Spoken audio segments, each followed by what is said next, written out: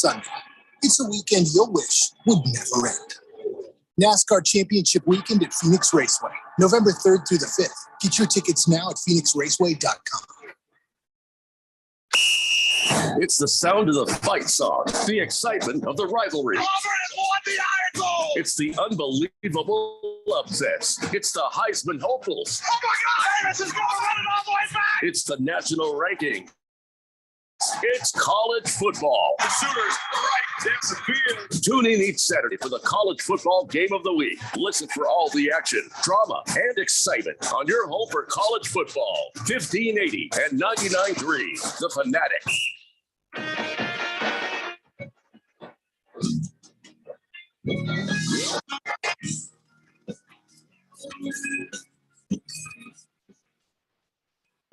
It's the Daily Blender here on 1580 The Fanatic. All right, so I think I got the YouTube thing started. And Squid says he's going to be here pretty soon. So we should be able to get everything taken care of online here sooner or later for anybody who cares, and even if you don't. 888-368-1580, that's the text line. And all right. Let's talk about last night's game. I think we all picked the Jaguars to win, didn't we? Did you pick the Jaguars, guys? We did until they started talking about Trevor Lawrence not playing. Then I thought we all switched to the Saints. Oh crap! Did we? Oh man. Yeah, I'm pretty sure we all picked the Saints, and I think Keon's the only one that picked Jacksonville. I may not. I might have. No. Yep. I got it wrong. Son of a bitch. Yeah. Yeah, because we switched it. We got bad information. Yeah, he wasn't supposed to play. And, Bad information. and then it turns out, I go downstairs, turn on the TV, and there he is wearing some, sort of leg brace thing. Yep. And you think, okay, well, this still can't go too well. And then, sure enough, he has like a career game rushing. Right. I think he's faking it. I think he was faking it. I think he might have.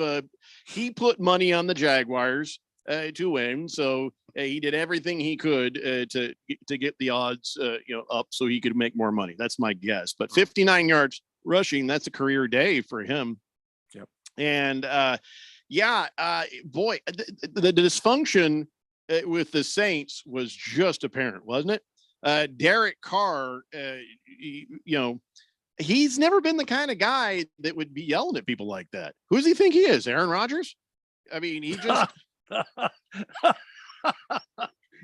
just he was flustered and frustrated, and I don't think he was without fault, that's for sure. But he put the ball exactly where it needed to be a couple of different times, and there was miscommunications with Olave, whatever you call him, and then of course I feel so bad for Moreau. That touchdown was in his fingertips, and he got away from him. He should have had that. He really should have had that. So he was devastated at the end of the game on that. And a lot of people were saying, hey, listen, there's other missed catches. There's other bad plays. It wasn't just this one, but it was just that one. Yeah, I would have cut him. It was just that one. And he should feel bad, but then he shouldn't feel too bad. But whatever the case, I guess if they don't cut him, he'll get to try again. But after that comeback, that was just devastating. Just devastating. The fake punt by Jacksonville was the Madden play of the night, though. That was great. You're sitting there, you don't see that anymore. You hardly ever see a fake punt. And then all of a sudden, Logan Cook just is like, aha! And he tosses the ball over to Jim Jones, and they get themselves a first down. It was a pretty good pass, too. Yeah, he was fine. He totally telegraphed it, which is why I was surprised the defense didn't react on it. He was like staring out, even kind of giving like, yeah, I'm throwing the ball at you kind of look. And, but sure enough, it worked. When's the last time you saw a fake punt? Just last night, Jacksonville ran a fake punt last night. Beyond that, That's been a while. I can't remember. So anyways, it was an ugly game for both of them. The Jaguars kept trying to give the ball back and give the game away, and then they damn near did it. If it weren't for, should we be giving this tight end a hard time or not? Should we be giving Moreau a hard time? Because Yeah, he dropped it, and it could have gone to overtime if he'd have caught it. But I mean, should we? We're all humans. We all make mistakes. That was clearly a mistake on his part. I mean, if he would have thrown it at, behind him, the guy probably would have made some sort of highlight reel catch, but he didn't. Hit him in the wrong spot, both of his hands, and he didn't make the catch. And that's just the way it is. Can't do anything about it. Just heartbreaking for him. And then Christian Kirk with that run that he had. My wife, she popped up and she's like, typical Christian Kirk. And I'm like, wait, what? She's like, yeah, he did that once for the Cardinals. Yep. And he never did it again. That's exactly what I was thinking when I saw that too. Christian Kirk is having a good year. I've got him on fantasy. He's killing it. He's had two good seasons with Jacksonville. Yeah, he's just killing it. Well, we're talking about the 44-yard touchdown run. I know. Not just the fact that he's getting receptions. So let's see if he goes dead on Ralph or if he builds on that. But he says, I don't think I ran that fast since like college. My wife says, since Cardinals, you bastard. Anyway, but it was a beautiful play. You got to give him that. Yeah. And then, of course, they're just so many different ways that game was won and lost by both teams throughout the entire thing. One of the things that was interesting was when the Saints had a guy who pushed another player into Jamal Agnew as he was trying to catch a punt, and he's all grabbed him by the arm and went boom, there he is, right into the guy. I didn't know you could do that. I didn't know you could grab a guy by the arm and then push him into the other guy. And evidently you can, because that's what happened. And I thought that would be considered holding, though. You grab a guy's arm and push him into another guy, that should be holding, right? You would think so. Okay, great. Yeah, I'm right. I think you are. I mean, I hate to say that, but I really think you are. I know it hurts. It does a little bit. I know it's hard. So, look, guys, Squid is here. Squid's here, so he can take over for me. Finally. That's good, because I'm sick of watching you handle that mic. What do you mean I handle the mic? You're struggling with that mic. Well, no, because I have to keep moving around and doing stuff with it. So yeah, that was a nice noise. Yeah. I don't think anybody else noticed, jerk. So I thought that was his knees. Yeah, it might have been. When I walk down the stairs, it sounds like Rice Krispies. Sounds like two skeletons falling off a tin roof. Yeah, making sweet love. Yeah. So anyway, I didn't know you were allowed to do that. Just grab a guy and go. It's like he kind of just guided him right into the receiver. But isn't that holding? I would think so. 888-368-1580 against the spread says, I knew Sunshine would play last night. Hopefully the fourth dimension used my pick last night to make some money. I'll have some more for you guys later in the show. Thanks against the spread. Looking forward to that. Mr. Pringle says, Jeffrey, can't you just change your pick back to the Jaguars? I can't. I wish I could. He already did. It's not possible. It just doesn't work that way. Chief Skull says Jeffrey is handling Mike. We need to know, that's probably something we don't need to know. That should be personal. Walter Mellon says, Jeffrey, the game is under review. The leg brace was a PED, performance enhancing device. He is considered to be part bionic. I wish I was part bionic. Tracy Lawrence is part bionic. When did that happen? Well, yeah, that leg brace thing on there. I wish I was I wish I had a bionic something. You know what? Tom Brady. Why would you want that? I mean, as big as you are, Tom Brady wore one of those braces forever. Remember the antennas that would get out of your car? Remember those? The electric antenna. That'd be like that. Yeah, but they always broke. But they always broke. Oh, I don't mind. I don't want mine to break. It'd always be broken, and you'd hear somebody going. There was nothing there. Yeah, you get in a car with somebody who's broken antenna. And it's just like having a piece of metal with no blood flow. It doesn't work. Sounds like you're speaking from experience. Moist One says, "What a catch by Foster Moreau." I feel like that was sarcasm. Pinocchio says, afternoon, fellas. After a long, hot summer slinging dogs, I am heading to Daytona Beach for 2 weeks. Please have the thermostat that's been stuck on hot as hell fixed by the time I get back.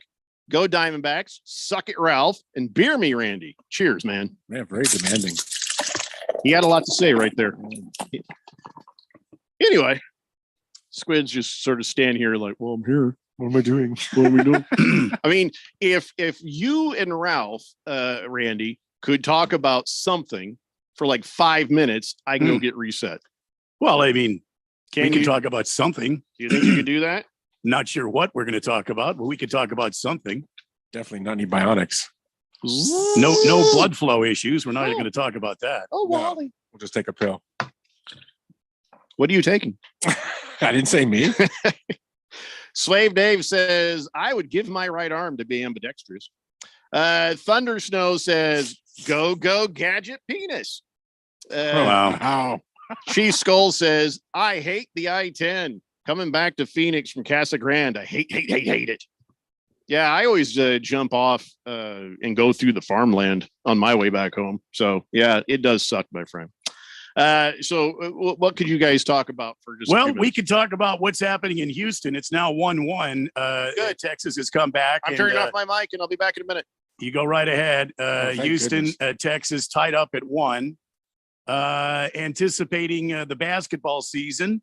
Your Lakers got thumped pretty good last night. I know So- it was just a Yeah, preseason game. How are we talking about a preseason? Are we that pathetic that we have to talk no, about we're a not. I'm preseason just game? trying to find something to talk I know, about here. but While not Jeffrey you, resets. but Jeffrey brought it up, which is just pathetic. I mean, Well, I it's- think Jeffrey did that just to kind of, add a Yeah. little salt to the wounds. there's no wound. There's It's no healed. wound. It's healed. No, it's healed. All right. So What about Andre Iguodala retiring today after 19 years? Called it a career. Good, bad? What do I you thought he think? retired 5 years ago. No, he's been injured for the past 5 years. No, I think it's about time. I heard Kareem was tiring next, so that's really good. I mean, come on, man. Retire. Kareem. That was good. Well, apparently he was still drawing some interest from other NBA teams. I guess the Warriors were talking to him about coming and playing for them. Also, I can't think of the other team right now, but maybe it was Miami. Anyway, no, I think we're pretty set. I think Suns are pretty set. And we will show just what we've got here very, very quickly.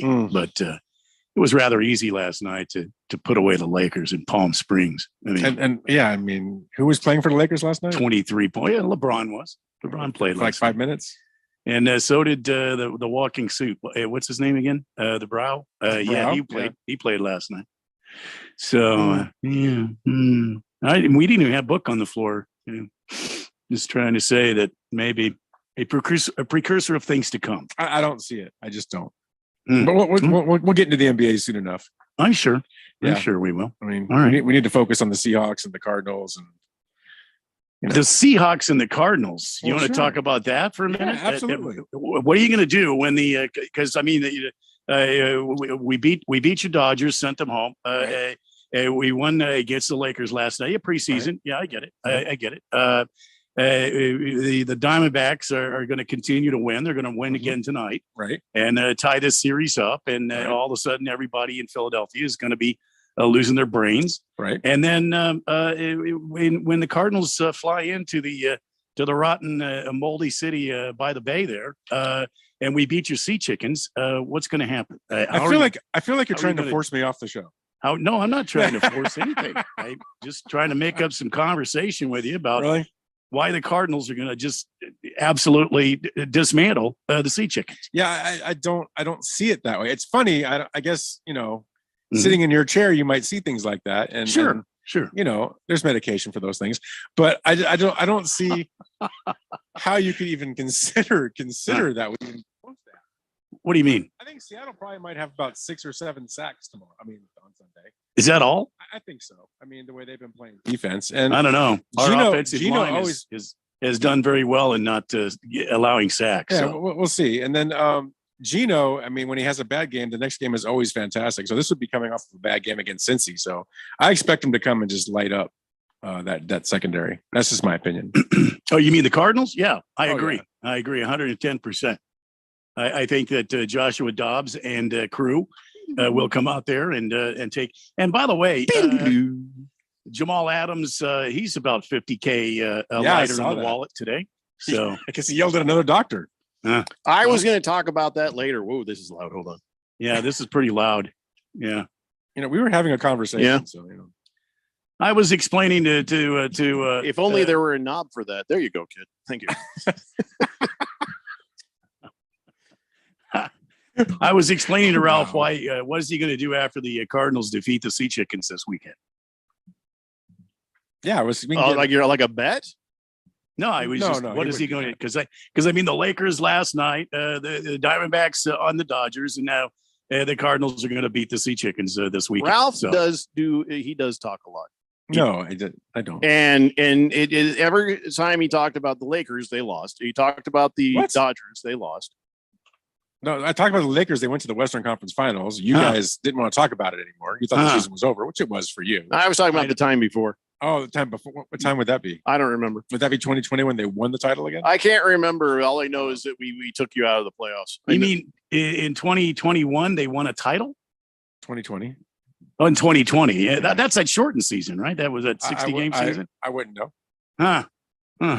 I think. Okay, now I think I'm sounding right. I think now we should take a break. Okay. I think we're ready to go and set up. We can go back to having whatever kind of weird show we're going to have. So let's do this. We'll take a break and we come back. I don't know what the hell we're going to talk about, but we are going to talk about it. It's a Daily Blender here on 1580, The Fanatic.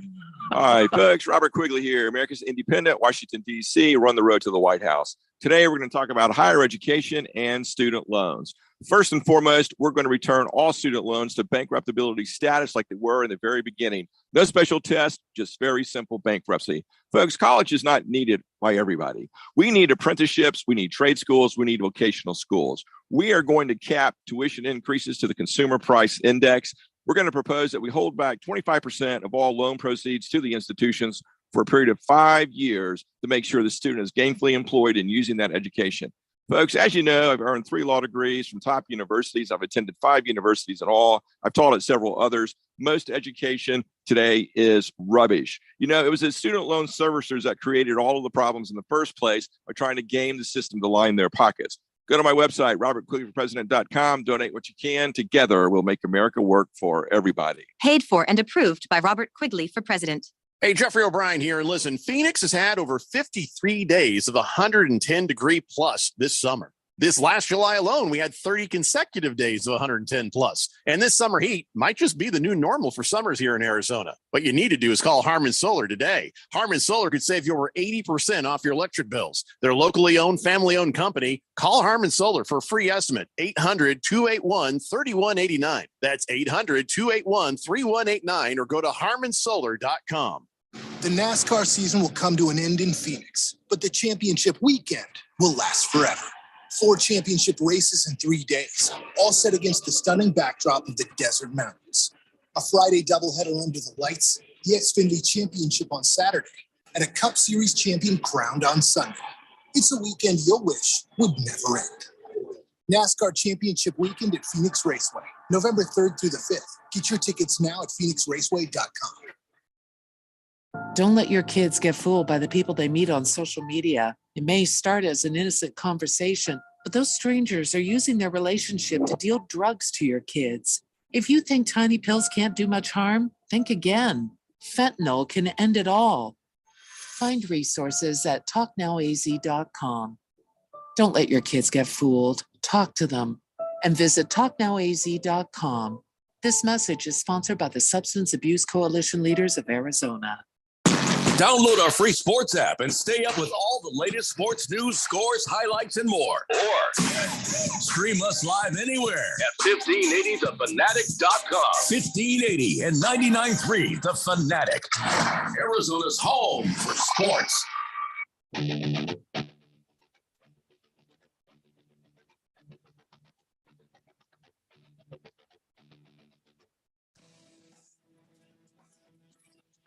Splendor here on 1580, The Fanatic. Still getting set, huh? Yeah. Wow. All right, so I'm gonna tell everybody what's going on. So yeah, it doesn't sound good at all. You need to bring my mic up. Yeah, go ahead. There. Okay. So before the show, I didn't know Keon wasn't going to be here. I didn't know what the situation was, and I started rewiring and refiddling a bunch of stuff. And so I was all set here. I have all the microphones sitting here ready to test out and make sound nice, and no one showed up. So then when I came back in here to this studio, nothing is going to sound right. So this is what they call a hell show. We haven't had, this is technically, I'm sure the show will be fine beyond this nonsense. But you have one of these like once a year, but one like this, like once a decade, right, Randy? I mean, I don't know how often. Yeah. I mean, when things go wrong, they really go wrong. And in radio, you can't have things go wrong like this. So, yeah. Oh, I assure you, once we a decade. can. Once a decade. Easy. Yeah. So I'm just hitting buttons until something sounds right. I think that's good. Does that sound all right, everybody? Yeah. Okay, good. Finally. Okay. That's because that could have gone on for a while. All right. So what do you guys want to do? What do you want to do? Like to drink a beer. You What do can. you want to do? You can drink a beer. Doesn't matter what you do. It's Squid is underage and he's on the board, so he's the only one who can't have anything to drink. So the rest of us, we could get good and liquored up right now if we wanted. Walter Mellon says, "Hey, can you repeat that, please, Jeffrey? Something wrong with your mic setup? Couldn't quite understand what you're saying." Poor Walter Mellon. This is his TV. We're messing up his favorite TV show. Donnie says, so Keon no-showed? No, it wasn't like that. It was a miscommunication and all that. So take it easy. Blissful Hayes says, will Kyler Murray wear a specially made miniature jersey when he returns? Yeah, his normal jersey. That's what that is. Moist One says, Seattle Sounders is the best name in professional sports after you Google what sounding is. Is that something dirty? Don't look it up, Squid. You're too young. I don't want to know. Do you guys? He knows what it is. Look at that. He already knows it's something dirty? Is that something I shouldn't type into my computer? Yeah. No, don't do it. Okay. Wow. He knew that right away. Well, I typed in Sounders and it just came up Seattle Sounders. So I don't know. Yeah, they're okay, but I wouldn't do the other one. I really wouldn't. What was the other one? I can't. I'm telling you, I can't. Okay. I'm not the only one who has no idea what you're talking about. Ralph I have and no clue. all three of us, Ralph, Well, see, Randy, and me, are looking at that like a dog looks at a weird noise. I stumbled upon it, and it's just not fun to stumble Oh, upon he it. stumbled upon it. Stumbled. I'm just saying. Believe me or not, I'm just saying. I don't think I believe him. Stumbled. He is a young man, you know. I think he started it, whatever it is. I don't even know what it is. So the Astros are up 2-1 over the Rangers right now, top of the sixth, and somebody's got their bases loaded. Huh. What is going on there? I guess the Astros are up with one out and the bases are loaded. Oh, well, I guess the Astros are going to the World Series again. And which one? Well, they have to win 4 games. Yeah, it's just 2. Which one? Oh, I know. I'm just saying they've got the momentum. Yeah. So which one of these teams does Mattress Mac bet on? He bets on the Rangers, right? Houston. Oh, he does bet on Houston. Yeah. I hate that he might make money. I don't know why. It bothers me. I don't know. Jagdog says, hey, Jeffrey, did you hear about all the idiot Philly fans buying 20 tickets each for game 4 and not even going to the game just to block Diamondback fans from buying them? I'd heard some guys joking about that, but I doubt they did. I doubt they actually did that.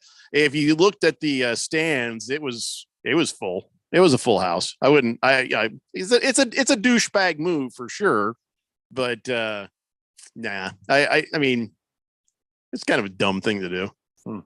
Sounds like a Ralph thing to do. No, absolutely not. Would you buy tickets just to block other people from going? Yeah, maybe. See that you would Maybe. think of doing it, but then you wouldn't do it I might. because you're like, I like money better. The more So I think about it, I might. Blissful Hayes says, that's what I texted. Well, you asked about a miniature bra. The other guy asked about a miniature jersey. So you're definitely on the same page. Pringle says, Keon's been replaced by a high school kid. Well, he's filling in. He's 17 now, by the way. He'll let you know that if you call him 16. I told him he turned 17 when I say he turned 17. Right now, That's right. He's 16. That's right. Yeah, that's right. Chief Skull says, Randy, did you see in Philly, they are already putting out barriers in anticipation of a Phillies win. Screw Philly. Yeah. And you know what? That's Philadelphia, and they can go ahead and do that. Here in Phoenix, we're going to choose not to. We're going to focus on the game today. And once we win today, we'll move on to tomorrow. We'll win tomorrow and go back to Philly and clinch. That's the way this is going to go down. I guess Lost Toby just turned on the YouTube. He says, who's the 12-year-old? Well, that's Squid. He's 17, and it's Squid. He's 16 because I said so. Moist one says 16. Mattress Mac gives out so much free furniture, though. That's true. Yeah, I mean that's fine. I don't know.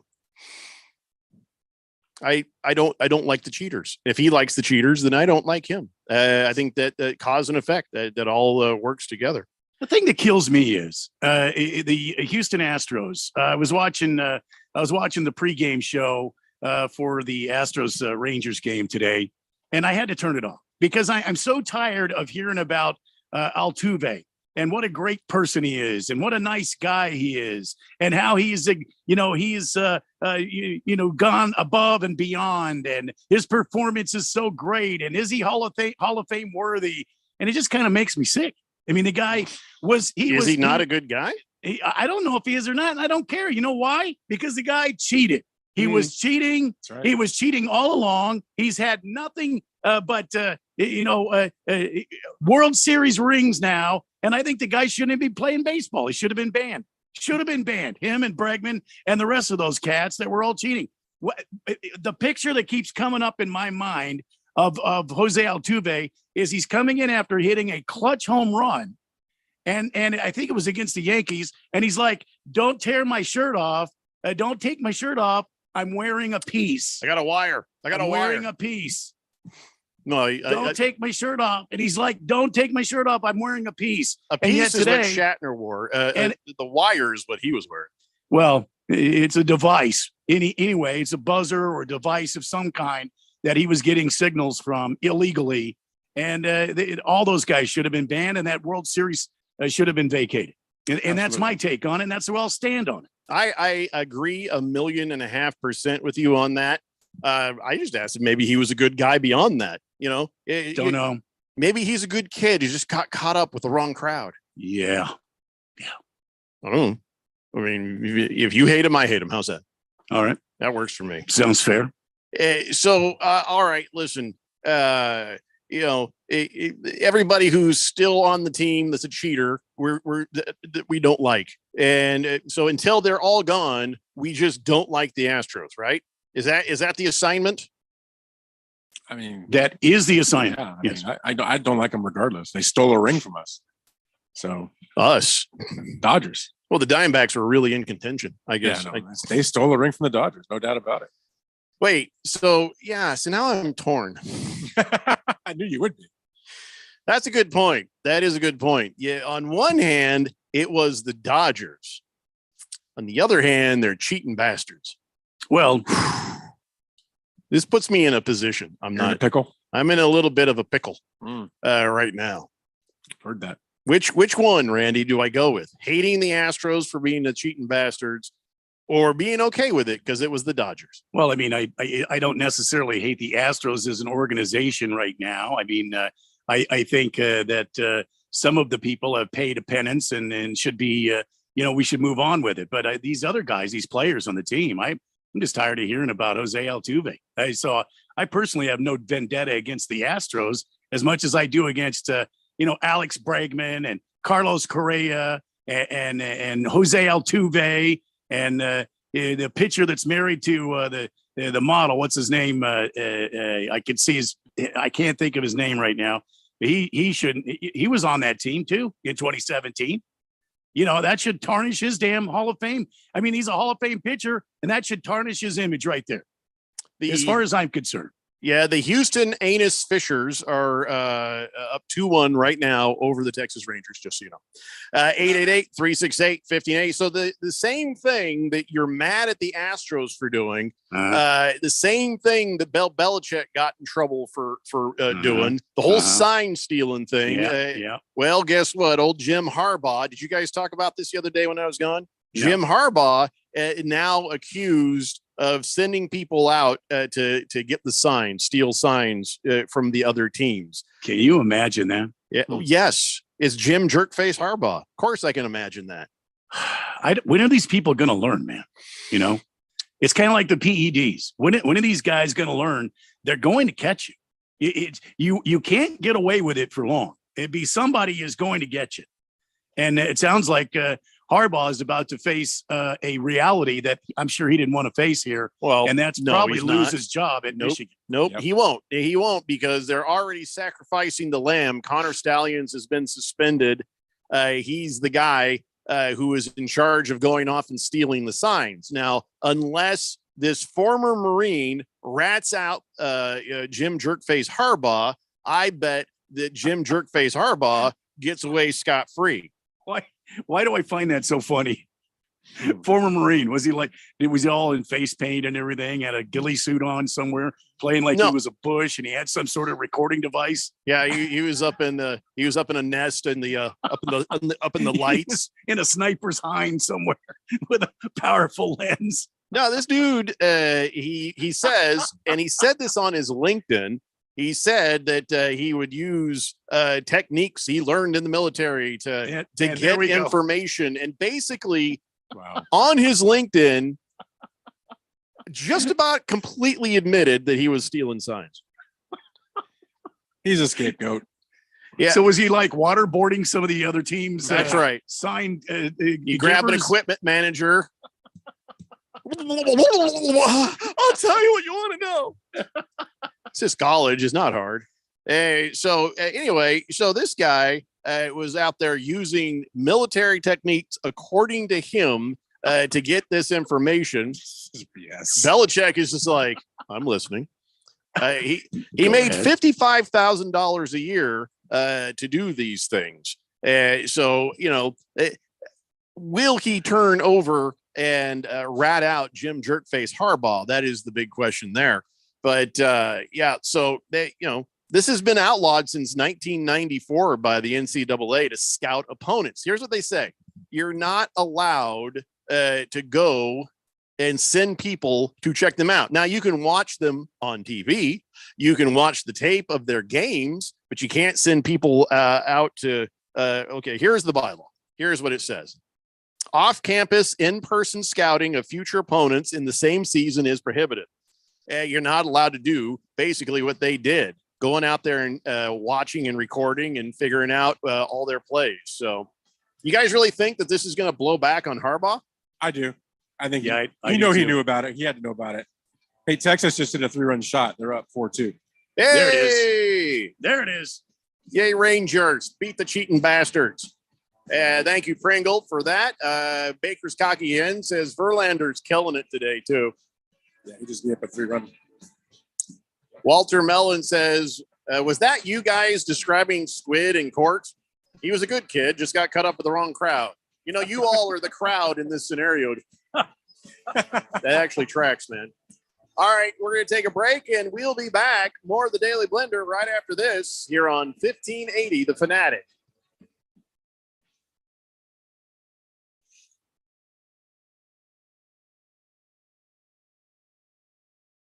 Even with maybe a bit porky, and you may even have type 2 diabetes. $1 million of term insurance may only cost you about $200 a month. Call Term Provider. Speak with Big Lou at 800-511-3535. Big Lou will find a term life policy for you, even if you have type 2 diabetes, are overweight, or have high blood pressure. Term Provider has helped thousands of people like you who think they can't have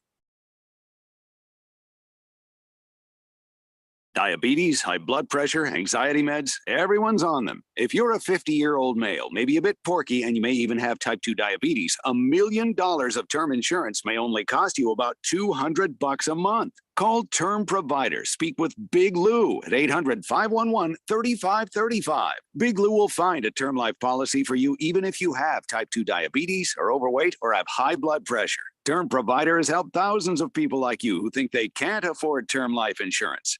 To buy $1 million of affordable term life for you, all you need to do is call Big Lou at 800-511-3535. Lou will make sure the scales are tipped in your favor. Call 800-511-3535. Big Lou will answer your call and work to fit you into a term life policy that you can afford. Remember, Big Lou's like you. He's on meds too. Call 800-511-3535, 800-511-3535, or biglou.com. I can't wait for what's next, even with higher stroke risk due to atrial fibrillation, an irregular heartbeat not caused by a heart valve problem. Eliquis, apixaban tablets, reduces stroke risk. It's the #1 cardiologist prescribed blood thinner. Don't stop taking prescription Eliquis without talking to your doctor, as this may increase your risk of stroke.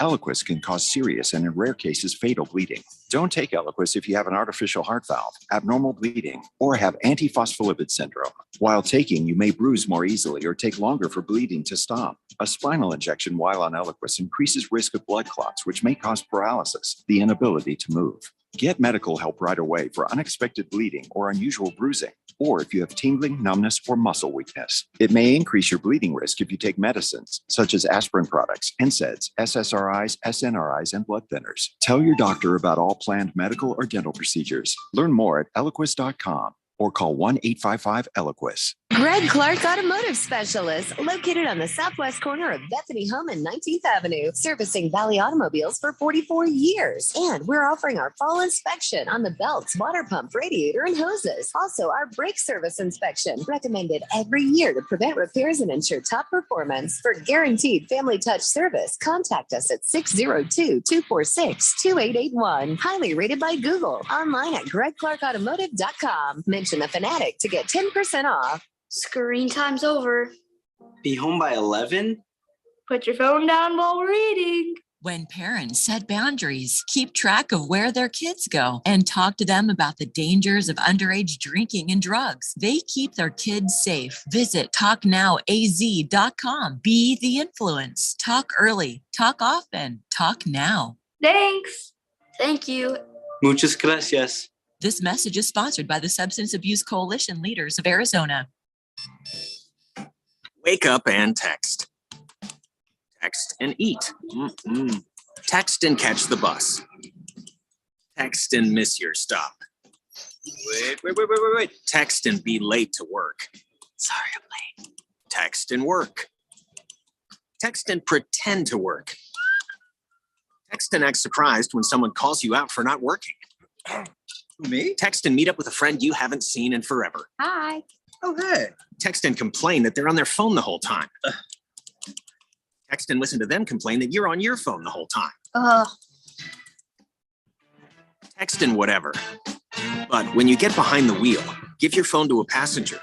Put it in the glove box. Just don't text and drive. Visit StopTextsStopWrecks.org. A public service announcement brought to you by the National Highway Traffic Safety Administration and the Ad Council. KQFN Tempe, also transmitting on K25CD Phoenix at 99.3 FM and K240 Rolling Hills at 95.9 FM. All right, people, settle down because it's time. Time for what? Showtime. When does it start? Right now. 3, 2, 1. Let's get on with the show. Let's do it.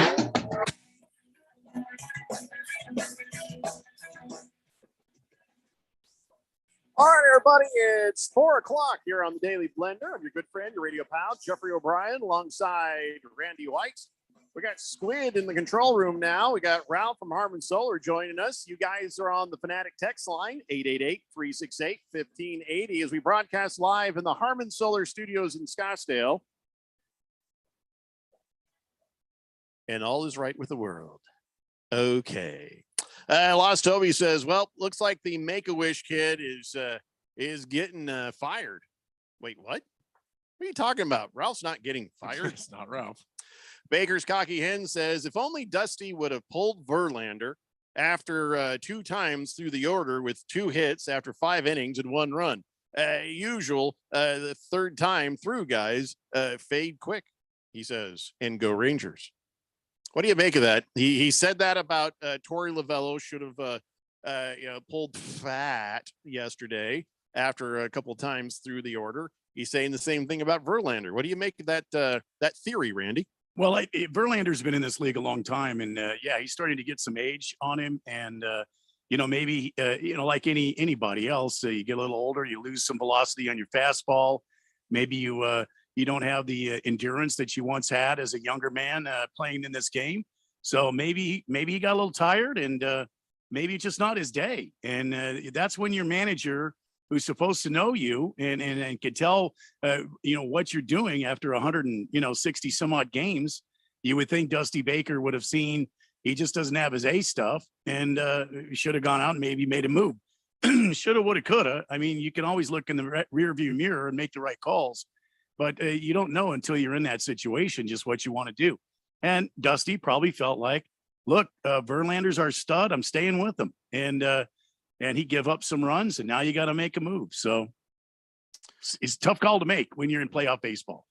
888-368-1580. Bruno Baller wants to know if there's going to be a Squid college football dance party.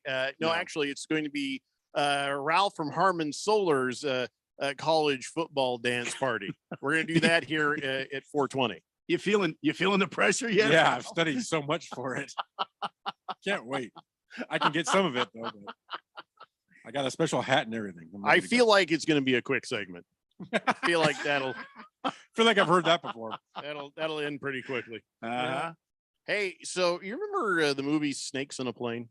Yeah. Yeah, I love that movie. It was just horrible, but it was so good. You know what I mean? You love that movie. So bad that it was good. Oh, okay. I saw it in the theaters, and I don't ever want to see it again. Okay. I don't want to undo the experience of Snakes on the Plane. All right. And so now I guess they're doing another version. This time it's Zombie Plane. There's zombies on the plane, and Chuck Norris is starring in it. Chuck Norris is playing himself. So is Vanilla Ice, by the way. Is he a zombie in the movie, or no? They're government agents. Chuck Norris. Now, here's what it is: they play themselves, but there's in the movie, the government has trained celebrities to be undercover agents, which explains Vanilla Ice being able to kick some zombie ass out there. It's not okay in reality something that you would even think. All right. And I mean, Chuck Norris could. I mean, Chuck Norris can cure zombie by biting it. But Vanilla Ice, I mean, come on. Anyway, so Sophie Monk is in this, and they shot it in Australia. I don't know when it's coming out, but it's been shot, and I can't wait. I can't wait to see it. Let's hope it never comes out. Chuck Norris fighting zombies on a plane? He's like 90. He's 80 something. Okay, so he's going to be in a wheelchair fighting zombies or what? No, I can Chuck, see him. Chuck He's very Norris is in limber. great shape. He's still in manly. great shape. Hollywood. You know what? The writers should go back on strike if they're writing this stuff. I don't think this is Hollywood. This is whatever Australia has. And they need to go on strike too. Yeah, that's horrendous. I don't know. I don't know whose idea this was, but it's brilliant. I love the concept. I'll watch it once. It's brilliant, and I will never see it again. I mean, I'm not expecting a good movie. See, here's the thing. You know what really started me off enjoying bad movies? That was Mars Attacks. Mars Attacks is an A movie trying to be a B movie. That's why a lot of people didn't understand Mars Attacks when it came out. It had all the biggest stars on the damn planet were in this movie. And they were intentionally doing a B movie, and people didn't get it. They're like, oh my God, this movie is so horrible. But it's like you watched it with the wrong eyes. So with that ability to watch Mars Attacks and really truly understand it, I am able to watch Snakes in a Plane, Zombie Plane, anything you want, but once. Did you see Sharknado? I have not. I have not seen any of the shark stuff. You know why? No real stars were in those. You know, if it weren't for Chuck Norris, Zombie Plane would be lost. You know, Okay. All right. Sophie Monk and Chuck Norris, they'll carry this thing, and I hope Vanilla Ice. I hope I imagine he gets eaten pretty quick, and that might be worth seeing too. So yeah, I love a good movie like that. Chief Skull says no, Vanilla Ice can kick ass. He's an angry individual. You'd have to be able to kick ass with a name like Rob Van Winkle. It's a good point, but this is not the 90s. And I think, how kick ass is a guy whose job is it to flip houses? You know what I'm saying? Once you're in real estate, you're kicking nobody's ass. That's all I'm going to say. Baker's Cocky Hen says, if only Dusty would have pulled Verlander. I reread that. Here's what he really said. Chuck Norris would kick all our asses today. Who are we kidding? That's what I'm saying, man. Yeah. Chuck Norris still kicks ass. The Reaper says they already did a movie called Flight of the Living Dead. There's another zombie movie out there? Oh, no. Well, let me ask you a question. Who starred in that? Because if it's not Chuck Norris, I don't care. Lost Toby says, I thought it was weird that somebody's last wish would be to be on the Fanatic. He still can't believe that Squid's not a Make-A-Wish kid. Now, he's actually an employee, Lost Toby. He's actually an employee. Randy, I think I found the perfect party for us to join. Now, I know. Okay. So hear me explain. All right. And maybe this will help form the future for Squid in his political leanings. We know Ralph is just this side of Genghis Khan, so we know where he comes out on the political spectrum. Such BS. But if you're not loving your choices in the next election, what if you could vote for beer instead? Hey. Yeah, this is happening in Vienna, Austria. There's this big election in 2025 to seat a bunch of new council members. And now a group called the Beer Party is rising in the polls by offering free beer for all. What? Yes. The party launched almost a decade ago. It was a joke when they started, but now it's currently polling at 12%, which that's good enough for third place. And that's good enough to get you in, at least to the debates. Tells you everything you need to know about Austria. Here's the way Austrian election works. Around a dozen members of their party would get elected. And here's some of the campaign promises. Ready? 1 free keg per month for every adult in Vienna. Kids get half a keg. You get a pony keg. All right. Because you're allowed to drink beer at 16 in Austria. Or just maybe they think parents deserve more because they have all these rotten kids. They'll eliminate taxes on beer served at bars. To make up that revenue, they want to up taxes on various mixed drinks they see as inferior to beer. They'll allow bars to stay open 24/7. That doesn't sound dangerous at all. Not at all, no. And they'll replace Vienna's iconic fountain with one that sprays beer instead of water. Well, yeah, the election's not for another 2 years, but according to polling, if it was held today, they would win. Wow. Randy, we need to start beer party. We need a beer party here. We're going to take Daily Blender on the road, and we'll be coming to you live from Austria. No. We need to start here, and we'll be in our lederhosen, and we'll be right next to the beer fountain. That's our broadcast location. All right, I'll be the president. You'll be the vice president. All right, Beer Bob. He'll be the Secretary of Beer. Secretary of Beer. I think that makes sense. Yeah. He says, hey, can I sign up for that party or do I have to move to Austria? No, Beer Bob. We're getting started here. Pay attention. Started here. Yeah. Okay. Bruno Baller says, those who know Squid well would call him Amari. Why did they call you Amari, Squid? Oh, calamari. Oh. That was a joke by Bruno Baller. Yeah, I couldn't calamari. That makes sense. Calamari is, did you ever have calamari? That makes sense. Have you ever had calamari? Yes, I have. Yeah, you like it? It's okay. It's like eating one of those little wall walkers we used to have when we were kids. Remember those? Yeah. You throw them against the wall and yeah. Tastes the same. Yeah. Lost Toby says all the stars in Sharknado. Mark Cuban, David Hasselhoff, Jerry Springer, Benji Bronk, Tiffany Pollard, Gary Busey, George R.R. Martin, Greg Louganis, Maria Munoz. Those are all the stars. Anything that nut Gary Busey's in, just turn it off. I got to agree with that. Yeah, he's nuts. Baker's Cocky Hen says that poor kid is blinded by the sun every time he's in the studio. Why are those blinds in there open? It's hotter than hell they're not in there. open. They're closed. It's the sun leaks through. The bottom ones. Bottom ones? There's like an open thing there. Why- Oh, I see that. You're letting all the heat in there. I would That's a good never. idea. If that's Probably where close that. I would quit my job. I wouldn't work here. Lost Toby says, I volunteer to be the campaign manager. I think since you're a legal type, we might need you in a different position, but I appreciate that. Fighting Wampa says, I hope Vanilla Ice's major line in the movie, drop that zombie and get with an hombre. Needs a little work, Wampa. Needs a little work. Chief Skull says, Squid even sounds like 1580 is violating child labor laws.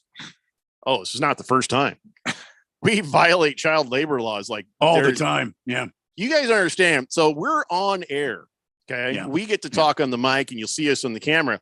Off air, it's like a sweatshop. You have no I can idea. confirm. Yeah. There are kids doing jobs all Oh, over the place. It's like Nike. Yeah. Oh, Nike Yeah, at least lets exactly. them have breaks. Yeah, it's Radio, worse than Nike. Oh my gosh. Radio Ron, he doesn't mess around. He No does not. breaks. Yeah. Yeah.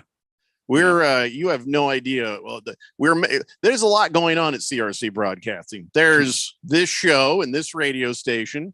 There is the line of footwear that we have made and create. Yes. We do something called CRC phones, and we have a bunch of kids who make those phones. They're Mhm. not sold in the United States Oh, no. because they have to work to be sold here. So we sell them elsewhere.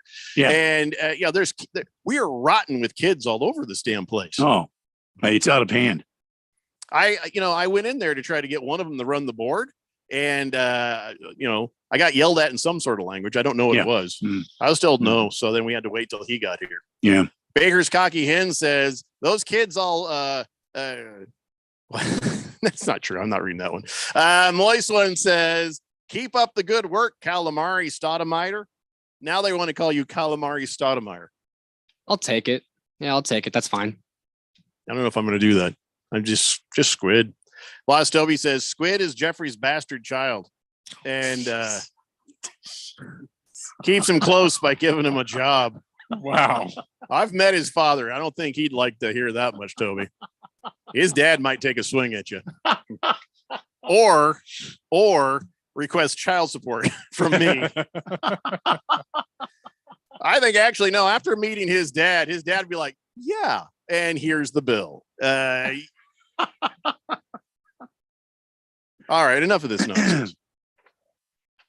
Do you guys play Uno? Do you guys play Uno? I used to. I haven't played in years. Do you guys play Uno at your house, Squid? Yeah. Not very often. There we go. Not very often. No. Ralph, are you guys into the Uno? My wife and some of them are, but I don't do that. Yeah. No, I don't like it. Well, you have to have kids you love to actually play games with them. So I get you. Anyway, no, we play Uno. We play Uno in my house, and they tried all these special versions of Uno where you have to act out things, and I hated that. It's like, can't we just play regular Uno? I hated it so much. I secretly just walked in there and removed it, and nobody can find it now because I hate playing that. So, but now there's a new version out that I think I want to play. Okay. Mattel has quietly debuted a new No Mercy version of Uno, and it's called Uno Show 'em No Mercy. $10 at Walmart. You got to look hard to find it though, because it's selling out. But here's what's special about it: it's normal Uno, but they've got some draw 10 cards. Oh, nice. Not a draw 4, 10. 10. I love I'd that. buy that. I I'd buy love that. that. Because, oh my God, there fist fights. There will be fist fights if you put a draw 10 on somebody. They also added 4 draw 6 cards, twice as many draw 4 cards. Oh, boy. Nobody's ever going to win. Yeah, that's true. They got a bunch of skip everyone cards, so you can just play more cards. They got a color roulette card, and that lets you choose a color, and the person has to keep drawing until they pick one.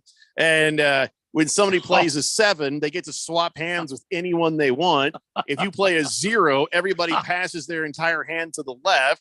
Then there's a stacking rule where draw 10s and draw 4s start to accumulate. And to make sure you don't get 200 cards in your hand, though, they've added a mercy rule where if you end up with 25 cards, you just lose.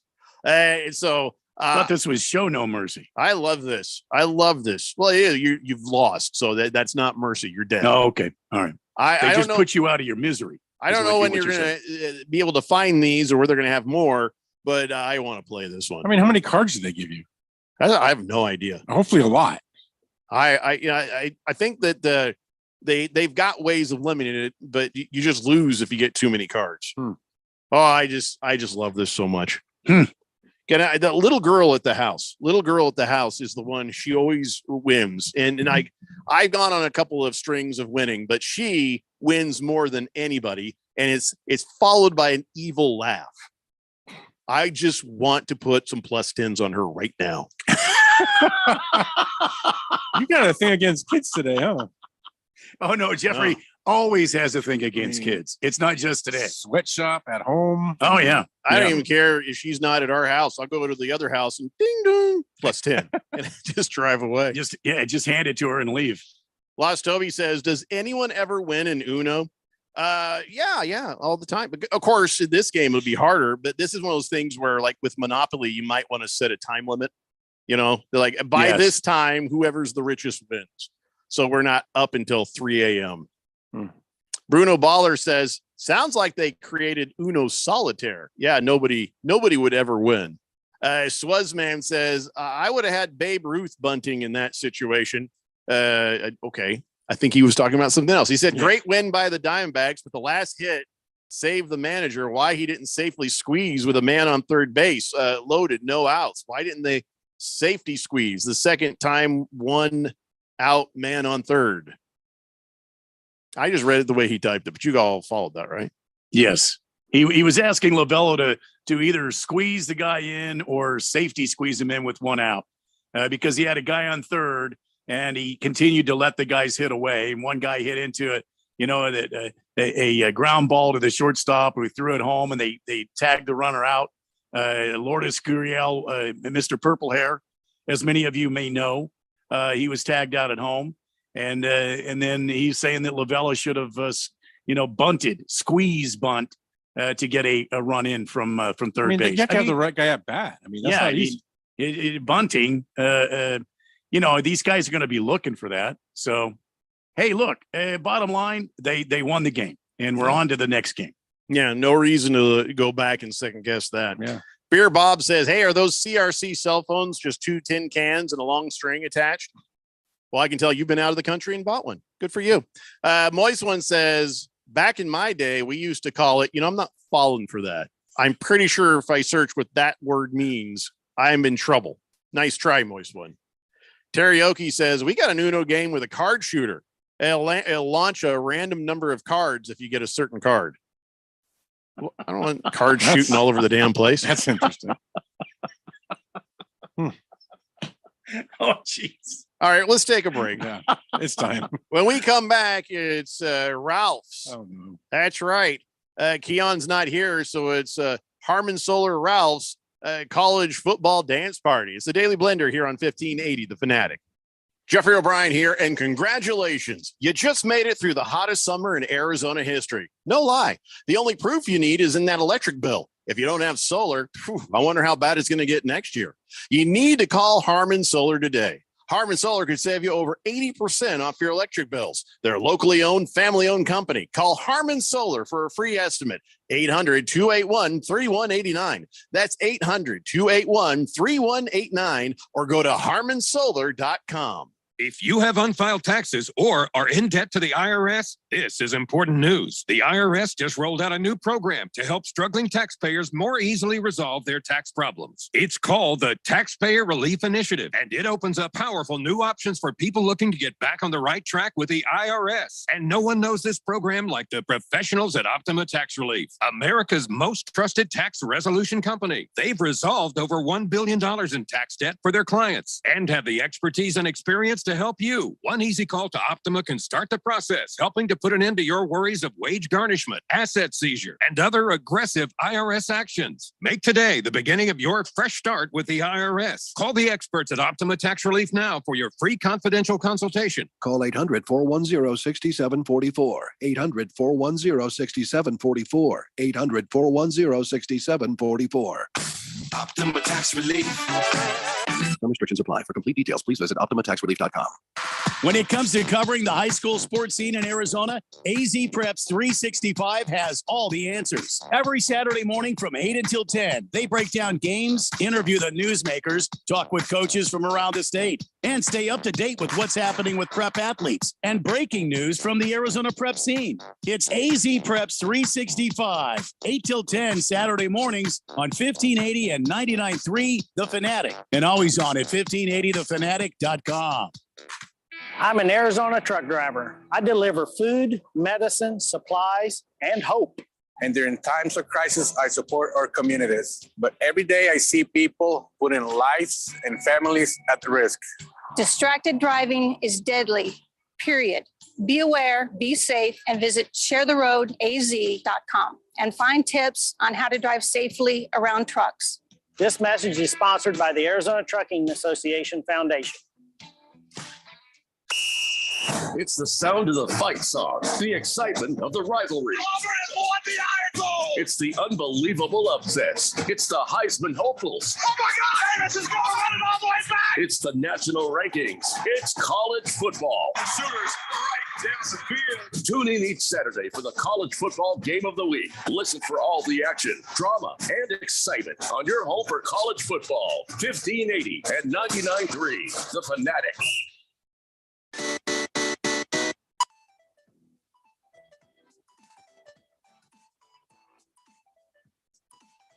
It's a Daily Blender here on 1580 The Fanatic.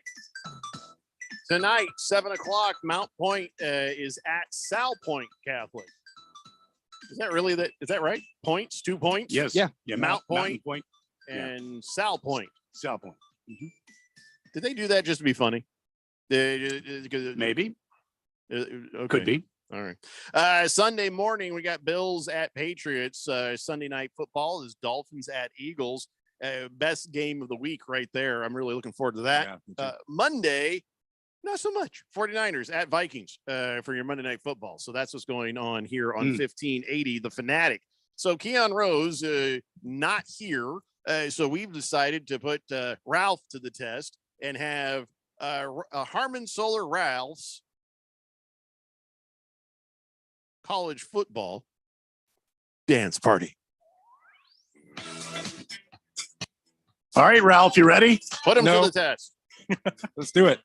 I have no idea what games we're going to do, so go ahead. Okay, we're going to start with the first game, which is on tomorrow at number 6 Oklahoma at home, taking on the University of Central Florida, UCF. Yeah, I really like Oklahoma in this game. I think that Oklahoma's defense is really doing something. Oklahoma's defense is going to be way too much for UCF. Okay. I think they win this game pretty easily. Okay. What about Minnesota visiting the Bible Belt of the country, number 24 Iowa? What do you got in that game? I think those sinners were going to go down.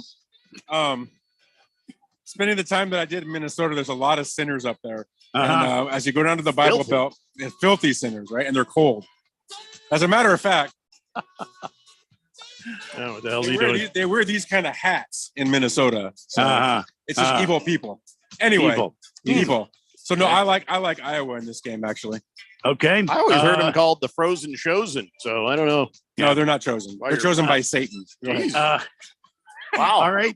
Number 17, Tennessee makes the trip to Bryant-Denny Stadium in Alabama to take on number 11 Alabama. Tell me about this game. This is a great game. I don't think Tennessee's beaten Alabama down there since '99, actually, if I remember right. It's been a really long time. But I think this is going to be the time that they're going to do it. I like I've been talking about last week, I don't think Alabama is that good of a team. I think they've been skating by. And I think this is Tennessee's year. They're going to break this 24-year streak or 23-year streak, and they're going to win. And I think they're going to win a close game, like 28-21. But I really like Tennessee to win this game. All right. The game of the weekend, in my opinion, is when number 7 Penn State shows up in Columbus to take on number 3 ranked Ohio State. What do you got in this matchup? Gosh, I hate both these teams. I really do. I just can't stand either one of these teams. But I think you're right. This is probably going to be the game of the week. Penn State, they're both undefeated. Ohio State has been playing good ball. Penn State's been playing good ball. I got to tell you, I really, really, really think that Penn State is going to eke this game out like 27-24. 2 really good defenses, 2 decent offenses, solid game, going to go down to the wire, but I think Penn State's going to pull it up in the end. Another good matchup this weekend is number 16, the surprising Duke Blue Devils, traveling to Bobby Bowden Field at Doak Campbell Stadium, taking on number 4 Florida State. What do you got in this game? Yeah, I again, we're talking about Devils here again, right? The Duke Blue Devils. Yes. Just very, very satanic group. Surprising Duke Blue Devils football team. Yeah, no, they really are. They've been playing really well. They're number 16. They're 5-1. I really like Florida State. I'm in love with what Florida State's been doing this year. I think they've got it going on, but I really think this is a really close game. I know I've heard some people saying they think Florida State's going to, 2-touchdown win. I don't see it. I see like a 35-34. This is going to be a really close game, but I think Florida State will eke it out. But Duke is good enough to stay in this game. Okay, number 25 UCLA travels up the highway there to Stanford to take on Stanford at home. Tell me about this matchup. Well, you know that I hate the Bruins as a USC fan. I can't stand anything about them. It's supposed to be impartial. Yeah, I know. But who's impartial here? Nobody. But Stanford is so bad.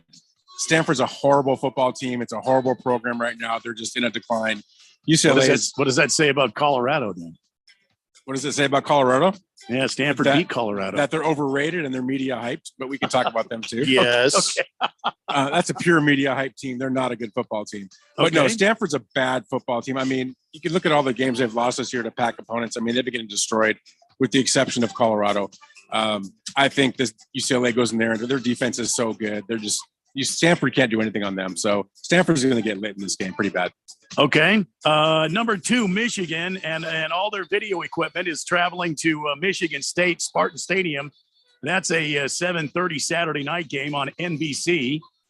What do you think of this one? Is this even remotely possible for Sparty? No, I don't. I mean, I know it's a rivalry game. You're supposed to throw everything out because of that, but I just don't see it. Michigan is solid. Cheating and all, they're a really good team. I don't think Michigan State has a chance in this game. It'll probably be closer than most people think, probably under 10 points. But no, I'm gonna focus on Michigan in this game. So Missouri has been a bit of a surprise this year as well. They're 6-1 overall, 2-1 in the SEC. That puts them 3rd. They are going to have a visit there in Missouri from South Carolina. Spencer Rattler and the South Carolina Gamecocks show out on this 20 Missouri's Tigers team. Yeah, best name in college football, the Cocks. When I lived in South Carolina, they used to see all their stuff all over the place. I thought they were the Fighting Cocks. They call them the Fighting Cocks. They call them the Cocks. Whatever. I mean, it's just the Gamecocks. It's a cool name, but yeah, I don't. They wouldn't fight well when it was cold. Well, it's not that cold in South Carolina. Run away and hide. But anyway, no, I don't think South Carolina can go in there and win. Missouri has been surprisingly a very good team this year. I think they continue with that against the Gamecocks. Spencer Rattler, he's been such a, he came out of Pinnacle and there was a lot of talk about him. And I think he's been a huge disappointment in his college career. He's had a couple bright spots, but he hasn't been able to really get it done. And I just think they're going to lose. All right, another game. Washington State just fell out of the top rankings. They are going to Autzen Stadium and take on the Ducks, the number 9 ranked Ducks. Who do you have in this matchup? Yeah, I feel sorry for them because the Ducks are upset about last week. I think the Ducks are going to come back strong this week. I like Washington State, good team. Oregon's going to be way too much for them. I think Bo Nix is going to have a big game against them. This will be a high-scoring game, and I do think Oregon's going to pull it out. They have to win this game. They can't take another loss, or they have no shot at ever even thinking about the playoffs. So, big game for them. I think Oregon wins. Is anybody keeping track of these picks? I'm not. Oh, I am. Because I want to actually see how he did next week. All right. So he says he's keeping track of them, and I don't believe him. If people think that I'm going back and cheating on the Harmon Solar fan pick'em picks, Ralph will absolutely be perfect next week if we leave it up to him. All right, to me, every season, this is a good game for some reason. Even this year, Virginia Cavaliers, who are 1-5 overall, and they're winless in the ACC, but they're traveling to North Carolina to take on the Tar Heels, who are currently ranked. I see that this could be a good game. Virginia versus number 10 North Carolina in North Carolina. What do you got on this one? Well, first of all, I can't believe North Carolina's in the top 10. I mean, that's crazy to even imagine. But they do have a decent team. They have been playing good this year. Virginia is awful. I don't. You're right. They've had good games, but I can't see them. I just can't this year. I think North Carolina is just going to pounce on Virginia. They should run over them. That's what I predict. I think it'll run over them. Yeah, they should. And I think that's what's going to happen. I mean, I like North Carolina in this game. All right. I'm going to do you a solid and take your team last year, but let's go ahead and talk about the mighty Arizona State Sun Devils. Upset alert here. Who is going to Husky Stadium there in Washington to take on the number 5 UW Huskies. How big is Arizona State going to win this game? Yeah, UW is, man, they're a national championship contender with Penix and what they got going on there. I think ASU is going to get embarrassed. I mean, I don't see, ASU played so well against SC because their defense was so bad that day, and I don't think they're going to see that with this team. I think they're going to go off on ASU, and they're at the bottom 25 for a reason. ASU is going to get smoked probably by 3 touchdowns or more in this game. All right, hold on, everybody, because here it comes. Number 14 ranked Utah Utes pay a visit to the number 18 ranked USC Trojans at United Airlines Field at the LA Memorial Coliseum. Can they make a name any longer for that place? Tell us about this game, which is at 8 p.m. on Fox. So, upset alert. I don't think it was an upset alert here. But let me say this. Here's the difference, right? So Utah is going to put points on the board. There's no doubt. Everybody does. I could go put points on the board against SC right now. But the difference with Utah is their defense. They don't have a very good secondary, and Caleb Williams is going to expose that. So this is going to be a really high-scoring game, but I think SC wins it. But this could be like a 52-48 game. It's going to be that kind of game. But I think the secondary of Utah is the difference, and Caleb Williams is going to go off on them. And they'll be able to run against that Utah defense as well. But I'm not going to sit here and tell you that SC's defense is going to stop Utah because they haven't stopped anybody. So they haven't even stopped San Jose State. So, I mean, I just don't see it. But it's going to be a high-scoring game, but I think SC will eke it out. All right, there we go. This week's Ralph from Harmon Solar Disco Football, College Football Disco Dance Party. Perfect. How was that? That was good. That was good. Yeah. I'm so glad I had a chance to review all those games. That's what I hope somebody actually keeps track of that. If they could, they should text in my picks to you right now so we can have it. Yeah, I'd like to see that. Just curiosity. Listen, we put him on the spot. He didn't know that was going to happen. No. So, I'm not going to give him a hard time about it. I'm just kind of curious if from the hip, how many he can actually get right, I mean, I do follow college football. I mean, Keon is definitely the master. He goes in depth, and maybe if I had about an hour to study, I could have gone a little depth. He lives it and he breathes it. Yeah, I mean, Keon's fantastic at it. I hate his upset alerts. I really want to just smack him for that. But other than that, I think he does a great job. But I think my record will hold true this week. You watch. All right. Well, hopefully, because I don't want to go back and listen to this. Have we watched Keon's record? Do we know how he's done? You know what? We ask him, and he says, "I'm doing pretty good." I can't verify any of it. I don't generally pay attention during that segment. Just being honest. Moist One says, I got to reword it, but Ralph is a sucker for the Gamecocks, but he shortened it somehow.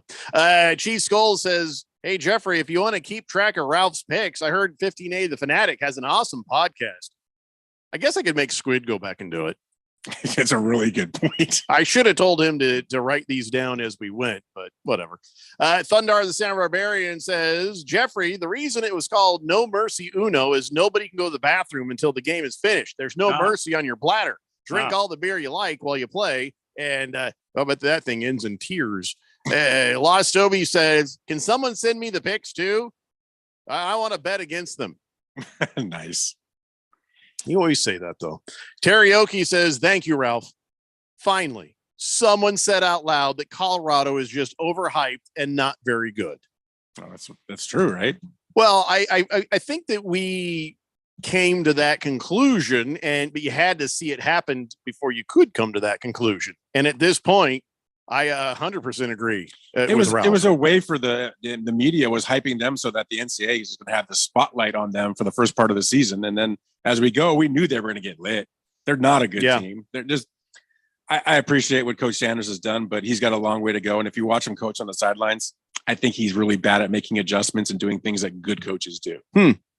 Well, someday we will actually see him play real games and figure that out. Yeah. Fighting Wampa says, is it just me or USC and Colorado mirror images of each other? High profile coach, big arm quarterback, no defense to speak of. Shedeur Sanders is overrated big time. He's not even a top 10 in the country. Have you not seen his watch? Yeah. Have you not seen the watch? Tells you everything you need to know about him. Overrated, overhyped. The Reaper says, okay, he's still going on about the cast list. I don't know. Flight of the Living Dead. Nobody famous. Kristen Kerr, never heard. Eric Avari, Brian Thompson. You just made my point.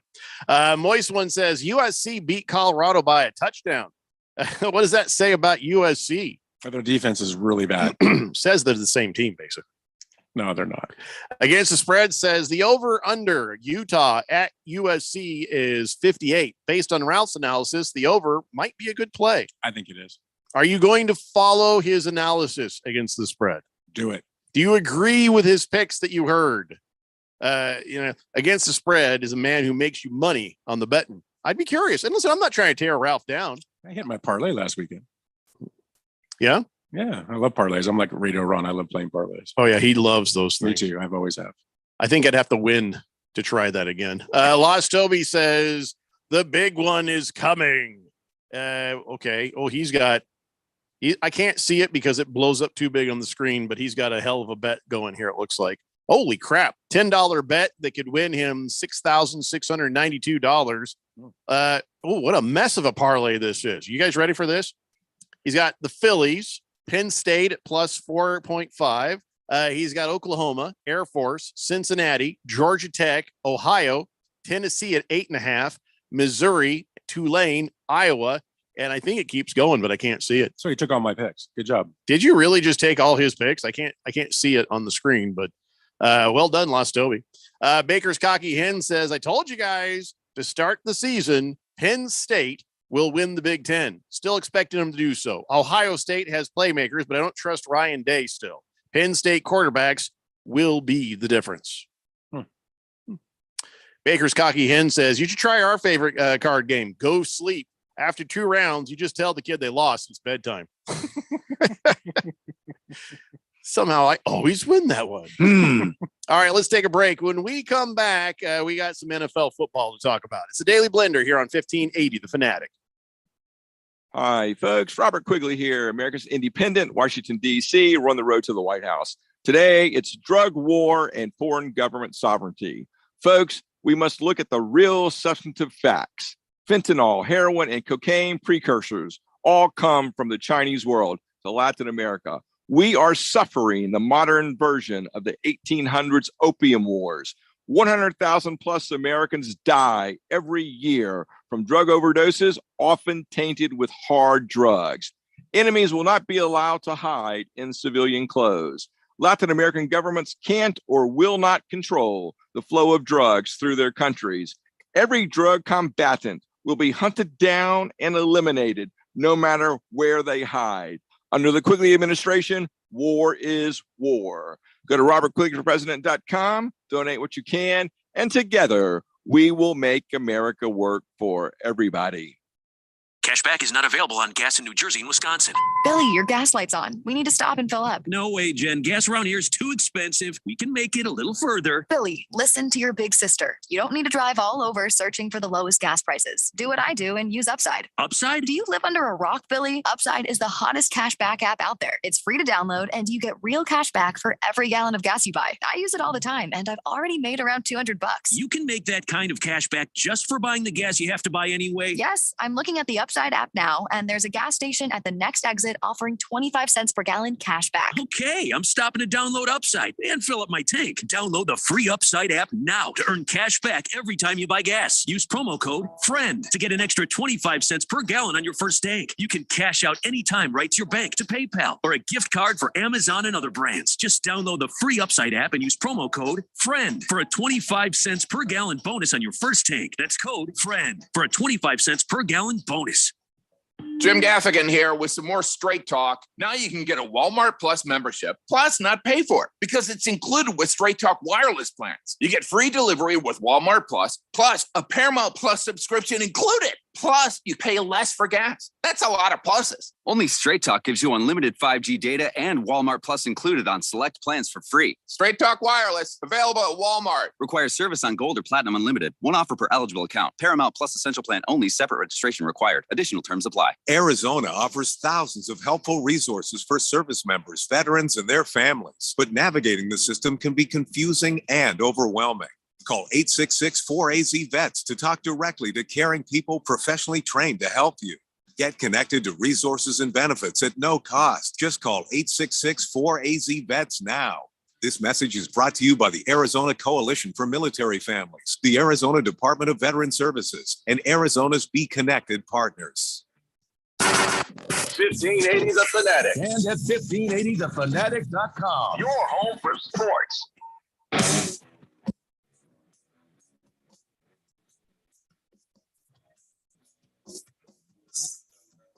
It's the Daily Blender here on 1580 The Fanatic. Against the Spread says I didn't catch all of Ralph's picks, but the over on the USC versus Utah should be solid. Be careful taking Air Force to cover. Their quarterback just got hurt, and Navy is a rival. I'd wait and maybe bet that game live, says Against the Spread. 888-368-1580. Moist One says, I'll give Ralph as many points as USC wins by against me in our fantasy matchup. If Utah wins, you got to sit Josh Allen. Wow. Something tells me he's not going to take that. I don't know, man. I've got Goff to back him up, but man, having Allen sit this week, I don't know. Too rich for your blood, huh? That's asking a lot. I just don't trust that defense. Big George is very happy for the Diamondbacks win. He's joining us and bringing it up on the text line like it just happened. So we're just not going to read that. But yeah, here's open, George. Listen, the Astros and the Rangers, they're currently playing right now. It's still 4-2. And what's up with the Diamondbacks? Did you see the bench clearing brawl? No, nobody told me nothing. So Garcia, who hit the home run for Texas, just got hit. And as soon as he got hit, he turned to the catcher, said something to him, and he went at the catcher. And next thing you know, both benches cleared. Oh, my. So I think they were pissed at the way he kind of threw his bat down after he hit the home run. That was intentional. They threw at him. Well, I can go back and watch that later on. Diamondbacks start up at 5:07. So we'll keep you up to date on what goes on there. And with when did this fight happen? Like maybe 4 minutes ago. Oh, okay. I was going to say you should tell us. Well, it was break. Why don't I have it on the TVs in here? What the hell is going on? What channel is the Astros on? I mean, FS1. Oh crap! I don't. Oh, there it is. Okay. I don't know how to run anything in this radio station. And you wired everything. Well, I know how to make it sound right. I don't hang around here very much. You guys, how about we do a little bit of a injury report? This could become relevant for everybody as it pertains to your fantasy football and, of course, your picks as well. So let's go ahead and get some of this going. Kyler Murray might be ready in 2 weeks, they say. Do you believe this? I don't believe this. No. I don't know what they're trying to pull here. Maybe November 1st, but I still think it's too soon, and I still think that's not in the best interest of the Cardinals to chuck him out there like that. I feel like that they're going to just let him practice for a month before he even thinks about hitting that field. He hasn't taken one snap with the first team. All he's had is rehab that knee and study the playbook. So I would imagine he's up on the plays. He's been a part of every game. He's had a headset on. He's also learning a brand new offense. Really, the whole thing is a new setup. So it's all good in your head, but he needs to practice that a good deal more. He would not have even had. I think he needs a month of practice to pretend to be his preseason, so he actually knows what the hell he's doing when he does finally take the field. Well, for $259 million, you don't get a month. Well, and you know what an expert he is at studying playbooks and stuff. So, ooh, they're fighting again. They're fighting again. Or is this the same fight? It's the same fight. I think they threw. I think they might have thrown the pitcher out. Baker's upset. So, okay, good. Yeah, it's ugly. Throw the Astros out. Yeah, that's good. All right. So Patrick Mahomes, because of some injury with Tommy Townsend, their backup punter is now the punter, and now their backup punter is Patrick Mahomes. Patrick Mahomes is going to act as their backup punter. What could go wrong? Yeah, that's real smart. I having him on the roster and like his name there as that, okay, fine. But would you really throw Patrick Mahomes out there on 4th down to punt and having people come running at his legs at full speed? No, never. That sounds like the worst possible thing in the world. And of course they're saying, no, he's the backup punter. He could do it. He shows us all the time at practice. Yeah, he can do it. There's no doubt he can do it. There is, should he do it? You put your $500 million man out there and try to get him killed as you're trying to get back to a Super Bowl. Opens up a lot of opportunities for trick plays. Well, it's true. That all right. If you know, okay, it's only going to be a trick play, then they're going to be very much watching for that trick play, aren't they? You can't. Which is why they won't rush in there and try to block the punt. I mean, they don't want to sacrifice a trick play. See what I'm saying? So he might get away with it. Yeah. I don't know. It's too much opportunity for injury, if you ask me. I think it's a bad idea. I agree, but just saying, Andy Reid's not stupid. No, not at all. I had to think about that. You are correct. He'll never put him out there to punt. Ever, ever, ever. Guess we'll see. Ever. Justin Fields will not play on Sunday like it mattered. Pat Freiermuth, the tight end, he's going to miss this week because he aggravated his hamstring injury. So, there's not very many good tight ends in fantasy football. So you can replace them with anybody, really. There isn't. There's like maybe how many good tight ends? 4 or 5? Yeah, maybe. And the rest are maybe you get 5 points out of them. It's just sad. But anyways, yeah, his hamstring is bad. So sorry. Good news for people who have Jahmyr Gibbs. He will play. And according to Dan Campbell, not only is he going to play, they expect him to carry a heavy load. He is going to be busy. So if you've been looking to cash in on Jahmyr Gibbs, this could be the week for it. They're playing Baltimore, and that's a tough assignment. But if they do stick with the running game, I think you get a lot of points out of him. All right, let's take a look at some other people here that are injured of note. I think that was pretty much the most of it. anything that matters to us. Let's see. On the Seahawks, DK Metcalf did not practice, Ralph. Yeah, he's fine though. They were saying he will play. Yeah, he has an oblique issue, but he's okay. He'll play. Well, these people are hurting their obliques. I don't think Kyron Williams with the Rams is going to play this week. I don't think I have an oblique. Cardinals. Let's see here. They might be bringing Buda Baker back. I don't think it's happening yet. I mean, that's good. Just letting you know. Why would he come back? Why wouldn't he come back? What for? Earn your money. Get to work. No rush. Come back. He'll come back just to eat some Seahawk. He'll come back when Kyler comes back. Let's see. I don't know. Yeah, David Montgomery. You can forget about him this week, I think. I just don't. I don't know. Any other injuries of note that you guys can think of? Kyron Williams. Yeah, you said that. You already said that. Didn't know if you heard that. Yeah, you got it. Yeah. Daniel Jones. I don't think he's going to play again. Like it matters again. Like it matters. Well, he's got to earn that $250 million he got. Oh, yeah, that'll do it for the injury report, unless everybody else has got something. That's about it. Let's see. But just check the lineups, because a lot of stuff can change between now and Sunday morning when the little bald guy comes out and tells us who is in or out on that Fox morning show. Let's see. Against the spread says over under on the USC Utah game is actually 52. Take the over, he says. And he says he liked your Iowa pick because their defense is good. Ralph's just nodding his head. My picks are solid. I stand by them. Oh, so now you're getting cocky like, yeah, I know. Until they're not, they're solid. Until they're not, they're solid.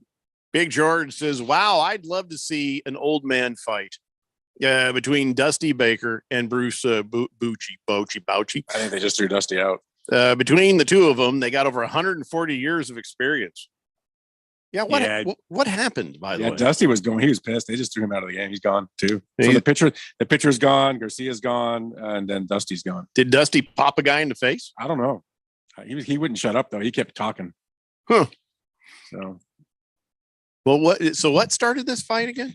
So Garcia, who hit the home run, the 3-run shot, Abreu threw a fastball right at his arm. I mean, you could tell it was blatant, just four-seamer right at him. And then I think the catcher said something to Garcia because he went right at the catcher. And then both benches cleared. All right. So who's been thrown out? The pitcher? Is the pitcher out? Abreu's out. The pitcher's out. Garcia, the hitter, was out. Holy moly. And Baker's out. All right. Well, that keeps it interesting. We'll keep an eye on that for everybody. 888-368-1580. Beer Bob says, Jeffrey, did you forget who you're saying go back to work and earn your money to, as you talk to Ralph from Harman Solar as he's on air instead of out there doing his job? Well, I'm paid. So he's on salary. He does what he wants. Yeah. I mean, I make more than Squid. Number one Rattlers fan says they started the injury report in the NFL back in the 70s. Want to know why? It's because the gamblers insisted on it. Yeah, that makes sense. But now fantasy football players insist on it too. So Against the Spread says, here are my other picks. Ooh, everybody pay attention. My other picks are Oklahoma State +3 to cover at West Virginia because Mullet Man has got the Cowboys going. UCLA -17 to cover at Stanford because UCLA has an underrated defense. And on Sunday, I like Detroit at +3 at Baltimore. All right, there you go. Some good advice for people who want to make a little money. Generally, you will. Did he say who he picked on the USC game? He said the over-under. The over, yeah. Who are you picking on the USC game against the Spread? Kind of curious. You would never bet that game. You'd bet the over. I just want to know who he thinks is going to win. Yeah. Okay. USC. Maybe. Gonna laugh if he says maybe Utah. Moist One says Maldonado is a crybaby bitch. Okay. Cancer the Astros. Yeah, I know who it is. Is he? Yeah, absolutely. Is he? All right. Fair enough. Baker's Cocky Hen says this is what the Rangers needed to happen. The Astros are deader than the Queen right now. All right, guys, that is 2 hours down and 1 to go. It's the Daily Blender here on 1580, The Fanatic. Wow. Finding great candidates to hire can be like, well, trying to find a needle in a haystack, but not with ZipRecruiter. Its powerful technology actively finds and invites qualified candidates to apply to your job. So while other companies might deliver a lot of hay, ZipRecruiter finds you the needle in the haystack. See why 4 out of 5 employers who post a job on ZipRecruiter get a quality candidate within the first day. Try ZipRecruiter for free at ZipRecruiter.com/free. That's ZipRecruiter.com/free.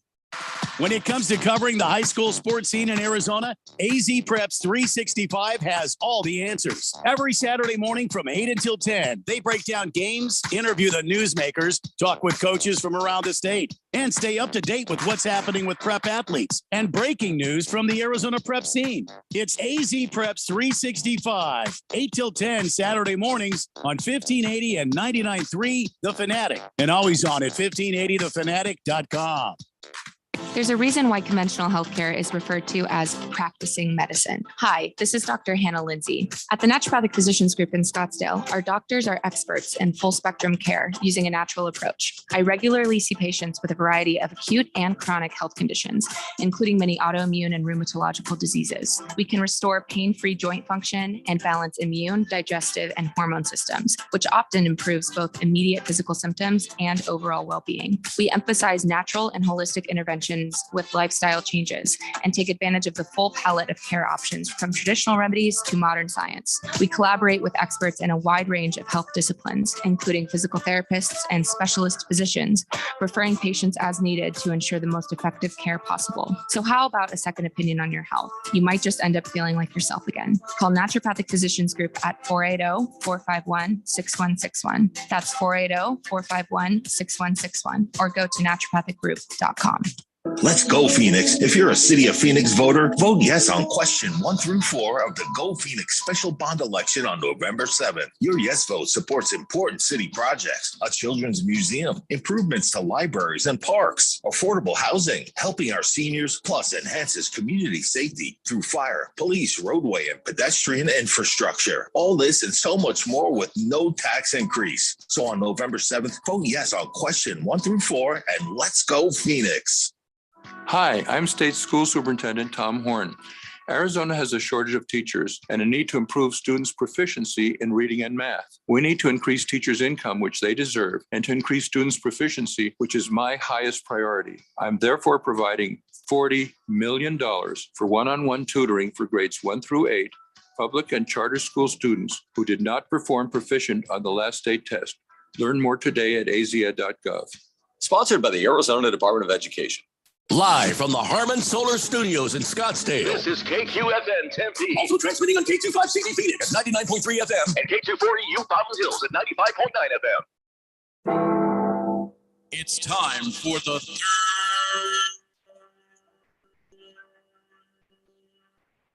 hour. Quiet, people, settle down because it's time. For what? Showtime. When does it start? Right now. 3, 2, 1. Let's get on with the show. Let's do it.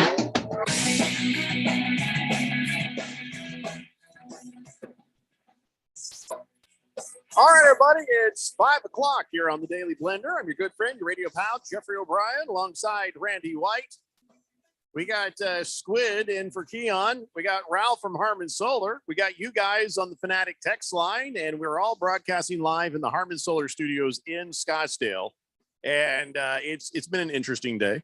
If you're just tuning in, a totally normal show. Boy, you sure missed it. But right now, I think we're going to be talking some NFL football. But before we hit the NFL football, there's some more information that has come out about the XFL and USFL merger. And they're saying that they could be calling themselves the UFL, the United Football League. And this is a good thing, I think, Is it though? Well, I mean, it was bad when it was XFL and USFL. And I feel like that, if you put these two together and then now the NFL deals with them directly and maybe they don't play all the games in the same stadium and they move it around, it can really finally become the feeder league for the NFL. But, the NFL doesn't need the feeder league. They'll just take whoever is out there that's worth a damn. They don't care if you're in the USFL or the XFL. They're just fine. Hey, you're a player. We'll take you.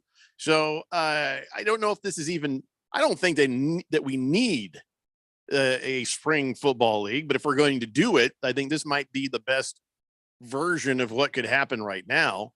I mean, the NFL has a feeder league. It's called the college football. Yeah. It's their feeder league. I don't know.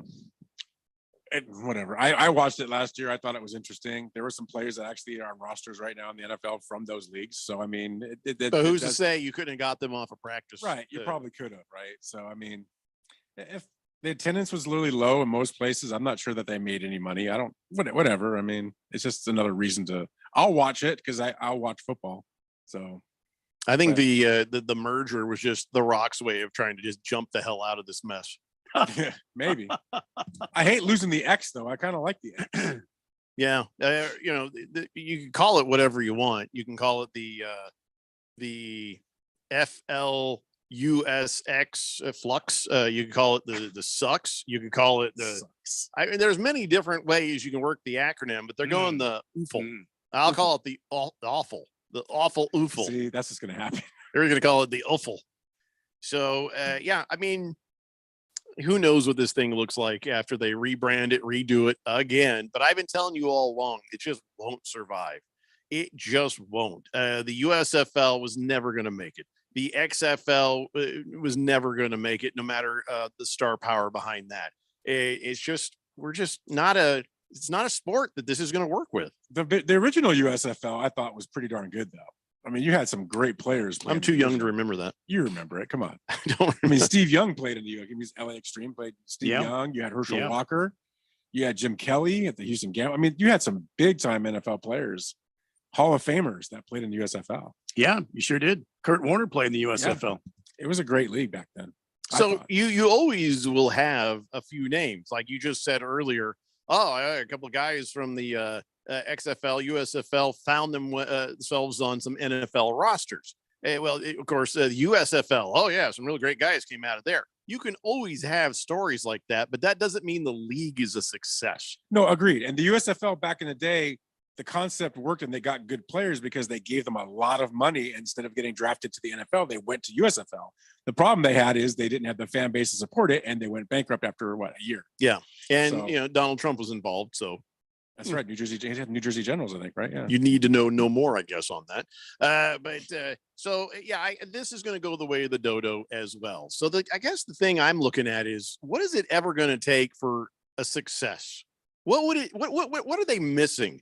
Because we had the AF, we had the USFL, XFL, we've had all these different incarnations of everything over and over again, and nothing has seemed to work. What is missing? What is the ingredient that you need to make this happen? I just think people are by the time they start this thing up, I feel like it's the wrong time of year. You should start it right after the Super Bowl. You shouldn't wait until springtime. You know what I mean? You've got the people that are hungry for more football. You should start it up then, not when it's in between. There's nothing for them to do. Don't you worry there's burnout at the end of the Super Bowl.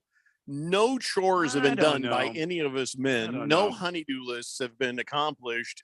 We've been ass planted on couches and bar stools from September all the way to February. Right. And so then how many more months are our wives going to put up with us sitting there watching football?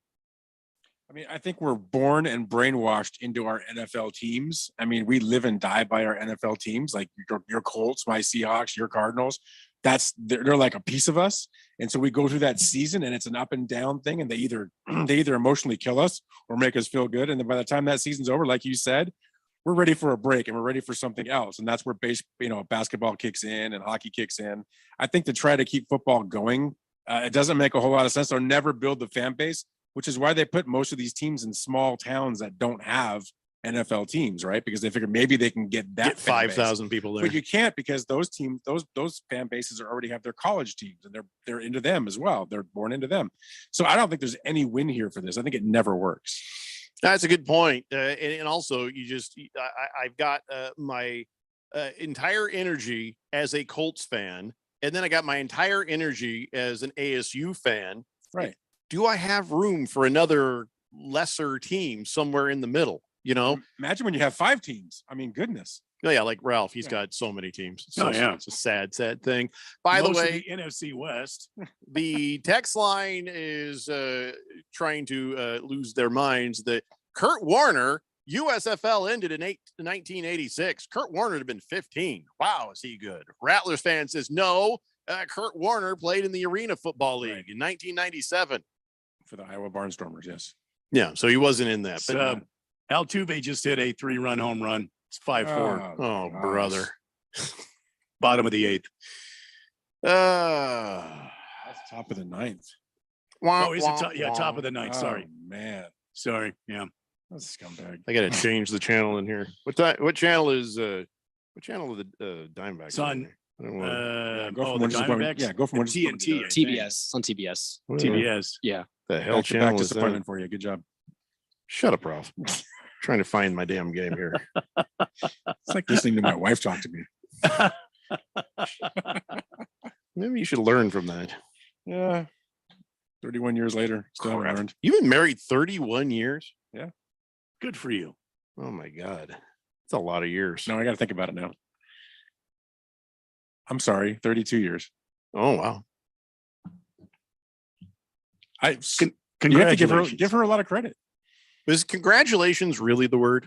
And I'm thinking more sympathetically towards her. But yeah, let's see here. George says, wait, Squid is working for Keon today? Well, clearly he is. You can see him right there. Is he playing hooky from school? No, it's 5 o'clock, George. By the way, hey, let's talk to Squid for a minute. Squid, he's Jason, Justin. What's your name again? Did I get it right the first time? You got it right the first time. Yeah. All right, Jason. All right. So this kid, did you go win your award yet, or you're going to go win your award? That is in 2 weeks. Tell everybody what's going on. Well, at my school station, there's a thing called the John Drury National High School Radio Station. Don't you dare Awards. say the name of the radio station. That's why, yeah. There be no. Yep. Don't you dare come in here and try to compete. Oh yeah. Oh yeah. Because of course I would. Yeah. Go ahead and tell them. I'm kidding. Yeah, just a John Drury National High School Radio Station Awards, and I have a little sports show over there, and it was nominated for Best Sports Talk Program. So we're gonna, and there's actually a lot of schools this year, so it's actually worth something. So we'll see in 2 weeks. I'll be going down to Chicago, so that's gonna be a lot of fun. So you won an award for your sports show, but you have contributed like 0 to this program today. Yes. Yep. Yep. Wow. But you can tell them the radio station. I don't really. Oh, okay. It's 88.7 The Pulse, right? Commercial radio. Sorry, you have to go Non-commercial. to Chicago. I know. It's a shame, but I'm going to Sears Tower, or is it Willis Tower? Nice. No, I don't know what it is, but yeah, it's actually gonna be fun. Well, you have a lot in common with the Daily Blender, also non-commercial. So, like, how long is your show? It's an hour. It's an hour 2 days a show? week. Yep. Do you bring guests on, or is it just you? Or Rarely. We rarely have a guest on. If it is, it's some random high school athlete. And we actually had a really cool one last week. It was a kid with cancer. Well, eye cancer, and he beat it. So it's pretty cool. Oh, it's like you're saying cancer was cool. No, not at all. Sound like you've been around Jeffrey too long. Make a wish. I'm dark. So what did you talk about on your show today? Oh gosh. I talked about Arizona State and how they're going to get unfortunately annihilated. Talked about, of course, as everyone wants to know, about the open rankings for high school football. We talked a lot about that today. And I don't even know. I've just D-backs and stuff like that. Yeah, we immediately forget everything that happened on this show too when we're done. Mm-hmm. It's a standard thing, so don't feel bad about it. Yeah. Big George says, I don't think anybody has a radio that goes all the way down to 88.7. Isn't that in the air traffic control band? Oh my gosh. Damn, man, that's fire right there. Wow. Number Come one, on, BG. number one Rattlers fan is he's upset. He's like, "Hey, you forgot the most important part of my text," because I didn't care. But he says, "My beloved Rattlers defeated them in the Arena Bowl. We had two safeties on Kerner. True facts. I was there. Yeah, I believe you. Yeah, but that was so long ago. Man. Anyway, what were we talking about? If you had any opinions on anything we're talking about, you could talk. If you want, I to will. talk. Oh yeah, because I trust me, the XFL and all that. That is my expertise, 100%. Yeah, I got you. It's a little bastard getting sarcastic over here. Your expertise is the XFL. Oh goodness, no, absolutely not. Oh, no. See, now if you want to talk hockey, oh yeah, I that, do. That actually I can talk about. Why are the damn Coyotes tickets so expensive? I was actually looking I at have going no to the idea. game, and they're like ridiculously expensive. It's insane. Wait. Are you a Coyotes fan? Oh yeah. Big Then you time. can't talk hockey because you don't know what hockey is. Shut up, oh Ralph. my! He's got a come point. on. No, I Hockey, don't know. Coyotes, come on. Which team are you bandwagoning right now? I'm an LA Ralph? Kings fan too. Oh gosh. I'm from LA. That's where I'm born and Oh. raised. I mean, I'm from back in the Still. days of Mario Lassard and Marcel Dion and Charlie Simmer and Dave Taylor, and you have no idea who those people are because you're like 16, 17. So, Yeah. but yeah, I'm a diehard King fan. That's hockey. We have Stanley Boring Cups. hockey. Yeah, I know. 2 Stanley Cups are tough. What's your record right now? They just started the season. I mean, I think they're like 2-1-1. Against the Spread says, "Congratulations, Squid. Keep up your momentum. Don't let these guys jazz you up too much." I think I'm too young to even know what that means. Jazz you up? Jazz me Jazz up. Oh you yeah. up. I've never heard that term. Or is that a young man's term? Do you I guys can say tell- that? No, I can tell you, I don't say jazz you up. No. It's not like Sounders. The kid is on fleek. Yo, I don't know. I just That was lit. thank you so much. Baker's Cocky Hen says there are very limited seats, so it's high demand. Every seat's a good seat there at the Mullet. Yeah, right. I He's know. right. It's like $150 for a Yeah. bad seat. Whoa. Yeah, For It's a Coyote crazy. game? Yeah. Each.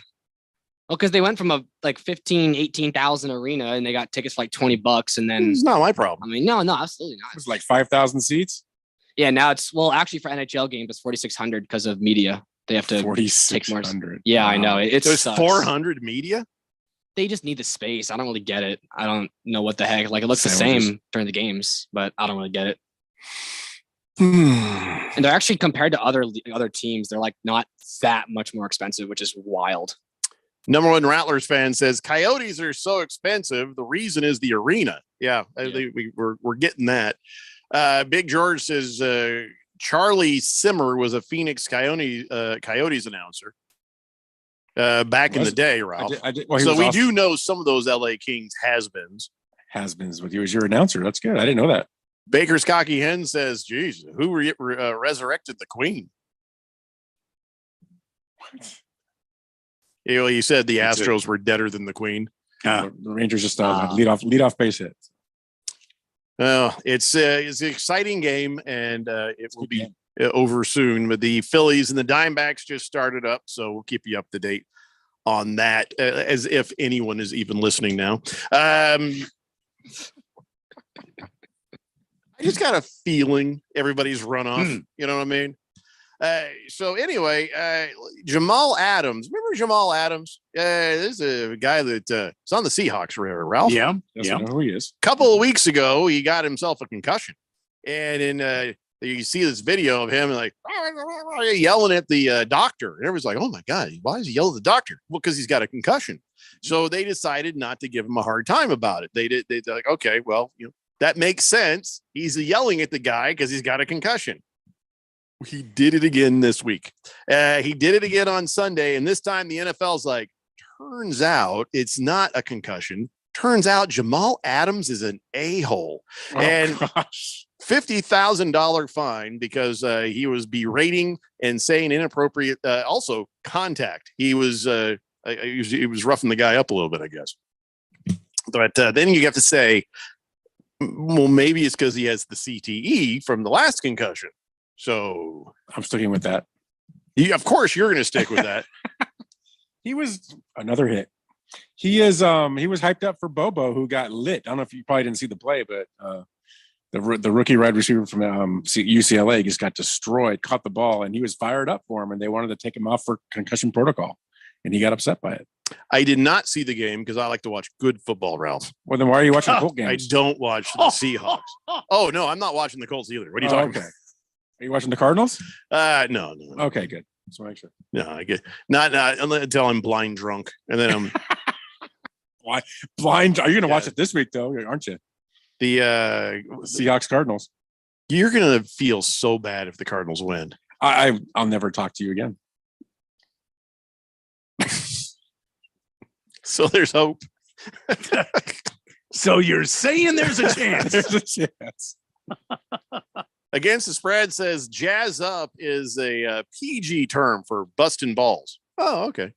I get it now. Jazz you up. I giving them the business, Wally. Why, geez, are you giving them the business, Wally?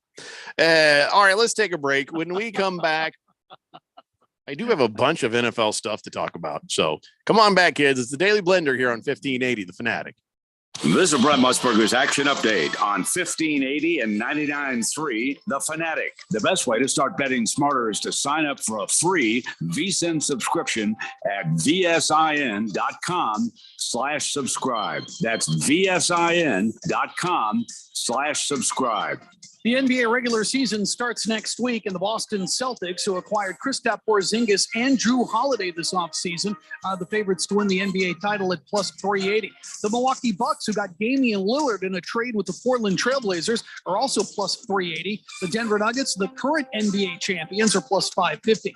The Phoenix Suns, with Kevin Durant, Bradley Beal, and Devin Booker, plus 550 to claim the title. The Los Angeles Lakers are plus 1,300, and the Golden State Warriors are plus 1,400 to win the title.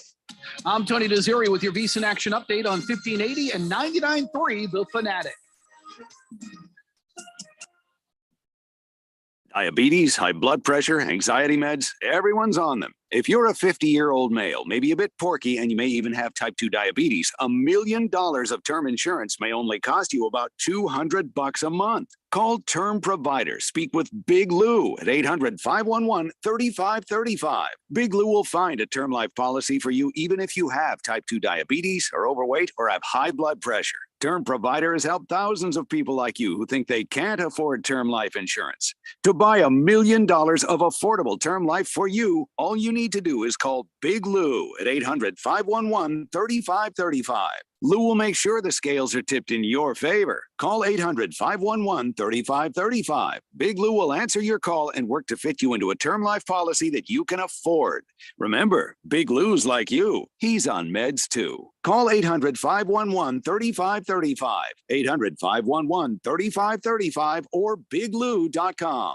If you are an IT professional looking for an opportunity with great benefits, the freedom to creatively solve problems in a career with great growth potential and a team environment, look no further than Affinity Technology. Serving the Valley since 1992, Affinity Technology is looking for a level 1 tech to develop and deliver excellent solutions and outstanding customer service. Visit atechaz.com/jobs and get started with your future today. That's atechaz.com/jobs. Greg Clark Automotive Specialist, located on the southwest corner of Bethany Home and 19th Avenue, servicing Valley automobiles for 44 years. And we're offering our fall inspection on the belts, water pump, radiator, and hoses. Also, our brake service inspection, recommended every year to prevent repairs and ensure top performance. For guaranteed family touch service, contact us at 602-246-2881. Highly rated by Google. Online at GregClarkAutomotive.com. Mention the Fanatic to get 10% off. We all know driving hammered gets you nailed, but did you also know driving high is a DUI? I'm Officer Badalucco with the Gilbert Police Department. Anything that impairs your driving makes you dangerous on the road. If you feel different, you drive different, and driving high is illegal. Be smart with marijuana use. Get the facts at drivinghighaz.com and spread the word with #HighDUI. This message is sponsored by the Governor's Office of Highway Safety.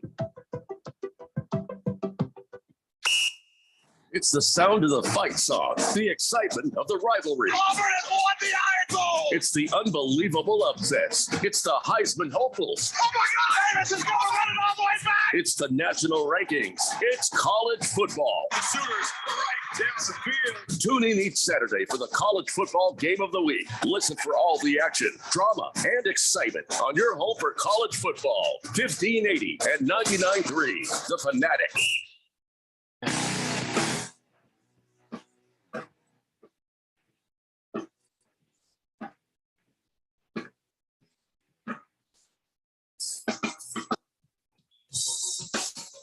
It's a Daily Blender here on 1580 The Fanatic. Hey, Randy. Jeffrey? Squid ever asked you to be on his show? I've never been asked to be on his show. No, he's never asked me. I mean, of course, he's not going to ask Ralph, but I mean, he should. I don't know. Why haven't we been invited on your show? I don't know. I mean, we have a dump button, but it only works once. We can't press it twice. Dude, we don't swear. What words are we saying here you can't say on your station? The hell are you talking about? Son of a bitch.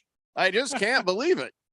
So we'd have to we'd have to go to G-rated, is what you're saying? Yes. Like yeah. even less? Yeah. Even like when even my co-host sometimes when I'm talking crap about Can you say something. crap? Oh yeah. Yeah, I could say crap. Okay. That's about as much as I can go, but I can't say, oh, actually I can say this word now because I'm not on non-commercial radio. I can't say the word beer. So You can say beer on non-commercial radio. I don't know who told you you can't. With Phoenix Rising's dollar beer night, I'm not allowed to say dollar or beer because of whatever. Well, I can say dollar, but not in that context. Well, listen, you listen to the people running the place. They're the ones that are the difference between you get an A or an F, right? So yeah. And you won an award. So the hell do I know? Oh, you can't say hell? No, I know I can't. No, I'll get into a lot of trouble. You shouldn't invite us on. No, I totally would. You shouldn't. I totally would. You don't want to come on for like a prayer session, like a Christian public radio? Or? It's not like that. It's Christians in sport. I mean, you'd be the ideal guest. Jesus Christ. I'd be like, it's not a church. He's not doing a church. It's like it's music. Yeah. It's like an actual vocational school kind of thing. Yeah. Is what that is. I get my radio operator certification license in a month. Used to be cool. Sorry, what? My radio operator's license or certification. You have to be licensed to do this job. You really? That's what I said. I was like, yeah, I was like, do I need this? And they're like, no, you don't really need it, but it's fun. I'm like, oh, okay, it's fun to get. So here's who needs to have the licenses these days. When Randy and I were doing the morning show back before rocks were soft, you had to take a test, and then when Randy did, he had to take a test and about all the transmitters stuff and whatever. Mm-hmm. Yeah. When I joined up, then Randy said, you just got to pay them some money. You just got to send in a check and they give you a license. So I don't know what you have to do now to get it, but I know that a radio station, the only one who needs an actual license is the engineer that's what I've been told. Yes. Or the station operation guy. You know, they need that. Yeah. All they've told us that it looks pretty on a resume. That's what they've told us, that you should get it and it looks pretty on a resume. I don't think Walmart's going to care. Yeah. I know. Yeah. Can I be honest with you? Please do. It doesn't matter. No, I know. That's why. Fine. I know. I figured you're being lied to. But that's all right. You just get your grades. That's all that matters. It's good for college. Yeah. It probably doesn't matter either. Yeah. Big George says Squids asked me on his show, but I politely declined. Wow. Big George. He's right. Yeah. What kind of pull does Big George have? He's a big get. Wow. That's big league, Squid. I know. Yeah. Well, we took a risk. We took a risk with it, but even offered a little bit of a stipend, but no. What? Didn't happen. Stipend. Well, am I too young for stipend? I can't say stipend. You probably can't say Big George on your show. I know for Radio Ron, stipend's a dirty word around here. I think that'll get you in trouble. All right, so let's talk some NFL here. And did you guys? I was gone on Wednesdays. Did you guys talk about Tom Brady talking crap about how soft the NFL's gotten? No, we did not. So earlier this week, Tom Brady got in front of his microphone on his little podcast. And he's angry about things. He says, football's a physical sport. There is a physical element to all of this. You throw a 15-yard flag for something that, 20 years ago, maybe wouldn't have had a flag. That affects the game in a big way. And there's so many people that want it less and less physical. It's more like flag football these days. I'm like, oh my God, he's starting to sound like Randy. And and so, there's a bit of irony or hypocrisy or both to that. And Rob Gronkowski noticed it. And he came out and says, it was already flag football for you, brother. He's like, some of those calls for you last year, they barely touch you, especially the call at the Atlanta Falcons. They were getting a 15-yard roughing the passer penalty. All the rules go in your favor, Tom. You're not playing anymore. I guess that's why you're saying that. And so basically he's like, yeah, who the hell do you think you are to say, oh, things are getting soft when all the refs treated you like you were untouchable for all those years? I'm like, usually Rob Gronkowski's an idiot, but damn if he ever just nailed it on that one. He did nail it on that one. Yes, he did. And Three other microphones are open, and I stopped talking, and the show's over. I got to breathe sometimes. He did nail it, and good for him.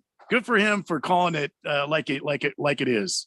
Yeah, it's easy when you're the quarterback. So yeah, but Gronk does say, okay, Tom Brady's not the right person to be saying this, but it is getting soft. It is getting kind of soft out there. He says, he's against something that I'm actually kind of for. He's against getting rid of the hip drop tackle. I'm sure that Gronkowski's probably even been injured by a hip drop tackle in the past. Sure. Yeah. He had his share of the injuries, but he says, I don't think they should get rid of it. He says, I think it's just making the game more soft. You barely see it. And then if a guy is in that position and that's the only way you can take someone down, then you do it. The NFL is just getting too soft now. Yeah, but the injury that can come from that sort of a thing, a hip drop tackle, I'm just shocked to hear Gronkowski say, see, now he sounds dumb again. I get it. I get what you're saying about things feeling like they're getting too soft. I mean, how about we just compromise? Get rid of the hip drop tackle so we stop hurting players. But as far as these roughing the passer penalties, maybe we back off on that a little bit. We stop treating quarterbacks like they're porcelain dolls. Somebody made a good point. There is this roughing the passer penalty, and this defensive guy tackles him. He gets the flag thrown, and they're like, that dude is 300 pounds. How is he supposed to keep his weight off that guy? Yeah, exactly. You can't. How are you supposed to levitate in the air over the top of the quarterback and float over to one side and not fall down on top of them? That I agree with 100%. So some of it we got to just stop being wussies. But the other stuff, if it causes an injury, and it's a kind of a tackle, the hip drop tackle is the kind of a tackle that has been known to cause quite a few by the way it's done. Yeah, that should be taken out. I feel like that's not soft or unreasonable. See, the hip. I'm sorry, Ralph. No, go ahead. No, you go ahead. I was just the hip drop tackle doesn't bother me. It's that twisting tackle when these guys get somebody and they're kind of, it's like that alligator roll or whatever they're calling it, where they're twisting the leg. Now that should be outlawed, in my opinion. That right there could end somebody's career, and I don't think there's any room for it. At the hip drop tackle, I mean, I can't see. I don't think anybody is doing that to intentionally hurt someone, like you were just saying. It's just an effective way to stop them moving. Exactly. And sometimes that's all you've got. But at that point, though, you do know what you're doing. It's not like you do a hip drop tackle and go, whoopsie. It's an intentional move. And with that intentional move to get that outcome, an injury is a very possible thing. So it does kind of become dirty. Two things I was going to say. Number one, anytime you see a great hit that we used to always see watching football, you instantly see 5 flags come out. Right? Yeah. Every single time. You can guarantee if you hit somebody hard, there's a flag coming out. And I was watching the Seahawks game, watching the Seahawks game last week, and Kenneth Walker went down to do a cut block, which is illegal, but he didn't even get close. He missed by a yard or two, and they gave him a penalty for intent. So he intended to do the block, didn't execute it, and got a penalty anyway. That's dumb. Yeah, that's ridiculous. How do you give somebody a penalty for intent? Yeah. Next time is like, you were thinking about hurting the quarterback. Right. Yeah, exactly. It's a penalty. Yeah, exactly. That's how soft it's got. Exactly. That's why I keep saying, put some flags on these guys. Just get it over with. Kyle G says, yeah, that's rich coming from the guy who benefited from the tuck rule and whose ACL injury made it so you can't hit a quarterback in the legs. Has Brady spoken up about this at all during his career? The league wouldn't have been so soft, especially since the rules, they were made for him. It's true. It's a good point, Kyle G. Well done. 888-368-1580. All right. So, I noticed this over the weekend. Did you guys notice this? I was watching the game, and I think it was Sean Payton, and he's covering up with the thing. But man, they were zooming in on that where you could read all the plays on that. And I was fascinated because I was looking at that and I was reading what there's no way the hell we know what those some of those things mean. There's all these weird, complicated jab, 72, duo, Z, slick. I'm like, oh, okay, that sounds great. And, but I was just like, but I think other people know what that means. And I feel like if you're worried about, what are you more worried about, lip readers or them maybe reading your entire play sheet?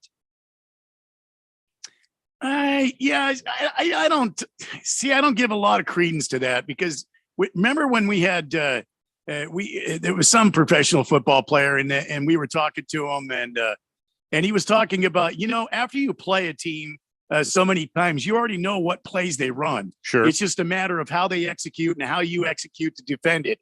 And I don't know if knowing what their play calls are is going to help you execute, a good defense or a good offense. You know what I mean? You still have to execute the play. Yeah, no, it's just, it seems like there's an awful lot of information there that, you could start to figure out more of those things. And maybe you're watching the game and you're like, oh, okay. We've read his lips. We saw the sheet. We know it's coming. You know what I'm saying? Like the whole stealing signs thing. So who reads lips? I mean, can you really tell what they're saying? I mean, that's what these guys are covering up because they've got lip readers, man. I just gave Ralph some lips to read right now. I just hate that. Like in baseball, when they put their glove in front of their face and they steam it. It's just, come on, man. No one's reading your lips. Just shut up and play. I want to know, where do you go to school for that, and how much money can you make doing that? And then who are you reporting this to? Are you on a phone the entire time and you're like, tell the coach this, this is important, then what if they read the lips wrong? I don't know. How many lip readers are there at every game? Are there like tons of them? Are there like 5-10 lip readers? Are they binoculars on the coach all the time, or the defensive guy, or the offensive guy? How much of a lip reading network is there that everybody has to cover up their face whenever they say anything? Well, I don't know. Because it happens in baseball. It happens in football. You don't never see that in basketball. It happens in St. Mary's School of the Deaf. I mean, I don't understand. They are so good at stealing signs. They are amazing at that. I don't know. I just I want to know how much these people get paid. I want a documentary about sports lip readers. Somebody could probably win sports awards. Lip readers. You know what, Squid? I think that's a project for you. You could probably win some more awards if you did a documentary on sports lip readers. I'll put that to note. That's actually a really good idea. Or anyway, lip readers in sports. That sounds better, I think. You've seen John Boy though, haven't you? Sorry, John Boy. You ever heard him before? From Any of you guys, John Boy? The Waltons? The hell is this kid? No, talking about now? he's on YouTube. He's on Twitter. Guy reads lips like it's nothing for baseball games, for all games. It's actually pretty interesting. Not gonna lie. Well, send me a link. John Boy. As long as John it's not Boy, like yeah. a TikTok thing. No. I think he's on TikTok, but I don't. Of course he is. Of course I don't want. Are you on TikTok? No, are you on? Not. Are you on Space Chat? I don't know what it is. What is there? Space Chat. What is it? Snapchat? Oh, Snapchat. Barely. Space Chat. I have an account, but I'm gonna use it. Yeah. What do you use? Yeah. Instagram for the most part. Is that and a the little bit big of thing Twitter? now? Yeah, those are the big things. I think so. Yeah. Facebook is for us. For old people. Yeah. So everything's on Instagram now. I think more Twitter or X, whatever the heck it's called now. X. Yeah, it's X. It's a stupid name. I'm sorry. Yeah, now you sound like us. It's Yeah. ridiculous. Like He's getting it's just- angrier by the second. I am. Yeah. It's like, it's just, you had a good thing and then you just decided to make it your own and it happens to suck. All right. So here's what, you can't hear very well when you do that though. Oh no. I need my power plug. My computer's about to turn. My power plug is in there. Oh gosh. Okay. My laptop is about to shut down, and I'll lose the entire text line if that happens. Number one Rattlers fan says, "Reading lips. Yeah, don't show it to me. Bring it to me." Damn award winners. Number one Rattlers fan says reading lips in the NFL started when Al Davis hired the lip readers to read other coaches. This was in the 70s. Subsequently, they started covering their mouths with the play sheet. So Al Davis, how many? And it's like, if they're still doing it, how much money are they making? I'm just saying, it's a fascinating thing. Thank you. It's a fascinating thing. And there's a whole industry of people making money off this. Because if it's every game, if it's every team, if it's in Major League Baseball, if it's in the NFL, there's a lot of people reading lips. So there's got to be a place that you get certified. Do you have to get, you know what I'm saying? There's a whole community of people that do this. I need to know more. Well, the deaf community's been doing this forever. I mean, this is not new. So are they using deaf people? I don't know. And so it's like they're watching the play. They're watching what's going to be called, and Sean Payton goes, jab 72, duo, Z slick. And then the person watching gets on the phone and goes, yeah, I'm trying to Is this because or do they type it out? I need to know more about this. I am just got dark in here. That was wrong. I am fascinated. Your deaf friends won't know if you don't tell them. There's been deaf football players. The problem If is they read anyone- your lips. Oh, that's a good point. I'm gonna say you're the a-hole if you tell your deaf friends about this. I'm just saying. All right, let's take a break. When we come back, we got on this date in Big George's sports history. It's a Daily Blender here on 1580 The Fanatic. Washington, D.C. We're on the road to the White House. Today, we're going to talk about the economy and national debt. How do we build a sustainable economy? We're going to recreate the national cottage industry. We're going to reshore as many production jobs as possible from Asia. We're going to tweak the SBA to improve business ownership by the millions. We're going to tweak the FHA to improve home ownership by the tens of millions. Goal is a large increase in self-sustainable families. And the national debt front, government accounting is not John and Mary accounting. The government makes the money, John and Mary must earn the money. New debt pays for old debt. Inflation erodes the value of debt. There are no real answers along this road of analysis. The real answer in terms of the national debt is the balance between the cash and credit available on the one hand versus the amount of goods and services available to be bought and sold on the other hand. Maintaining that balance is key. Go to my website, robertquigleyforpresident.com. Donate what you can. Together, we make America work for everybody.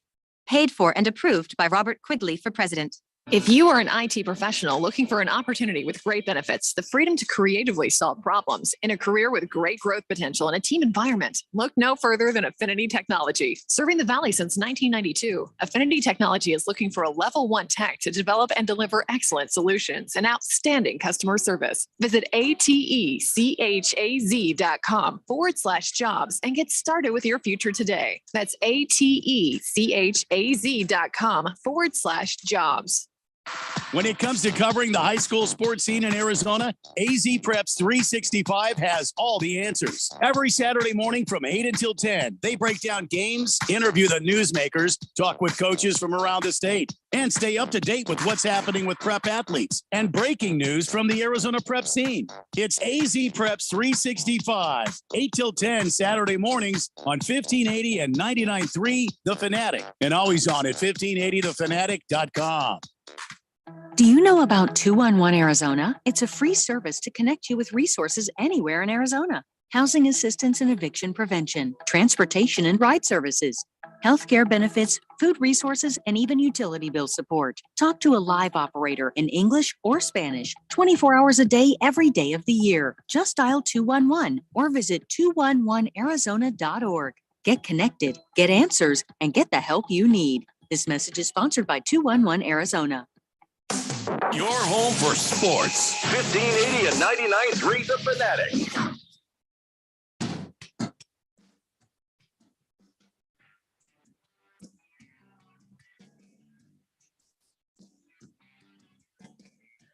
Scary Blender here on 1580, The Fanatic.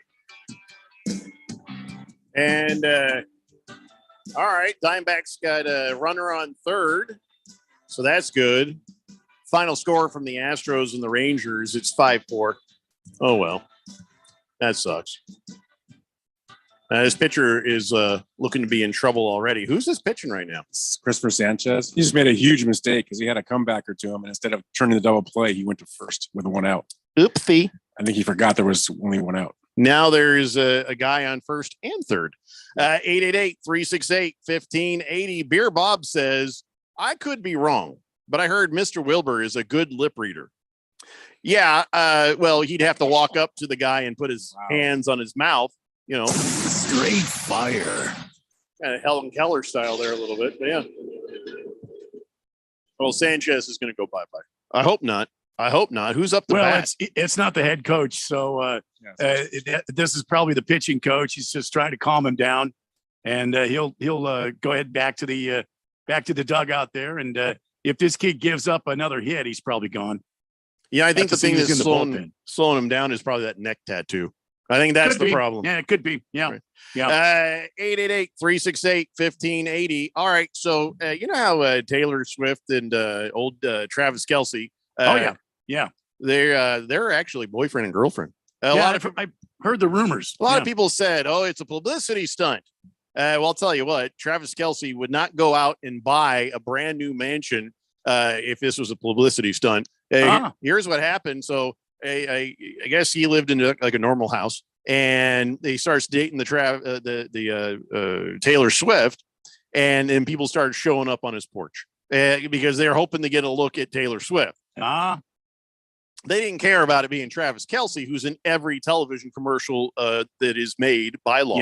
Yes. They're like, oh, we got to get our eyes on that Taylor Swift there, and so he's just like, well, I can't have that. So, he's got to be serious about her if he goes out and buys a $5 million mansion. Now it's in a gated community, and, it's 16,000 square feet, 6 bedrooms, 6 baths. And that should be enough. That should be enough for if Taylor Swift decides to come by. Yeah, I would imagine. She will not come to your house if there's less than 16,000 square feet. Those Taylor Swift fans, probably the most sane Swift fans that I've ever heard of before. They're probably going to be airlifting people, like dropping out of airplanes and parachutes just to get in there. That's just a crazy bunch of fans. Yeah. But yeah, I guess his old house, it was just accessible. You could drive right up to it and start looking in the window. So I guess you don't buy a mansion, like another mansion, unless maybe you're serious. So maybe these two kids, well, maybe they'll just make it. I don't know. She's already too expensive for him. She's costing him money right away. But no, wait. She's costing him money? Yeah, Absolutely. But here's the thing. They break up. He could sell the mansion. Property is always a good idea. Bad time to buy with the interest rates in the market. Well, okay. So he probably did lose a little money on that. Yeah, he lost money. So that's a losing proposition dating her. But he can walk in. He's not going with the interest rates, Ralph. It's actually a good time to buy if you've got cash. You think he took a loan out for $5 million?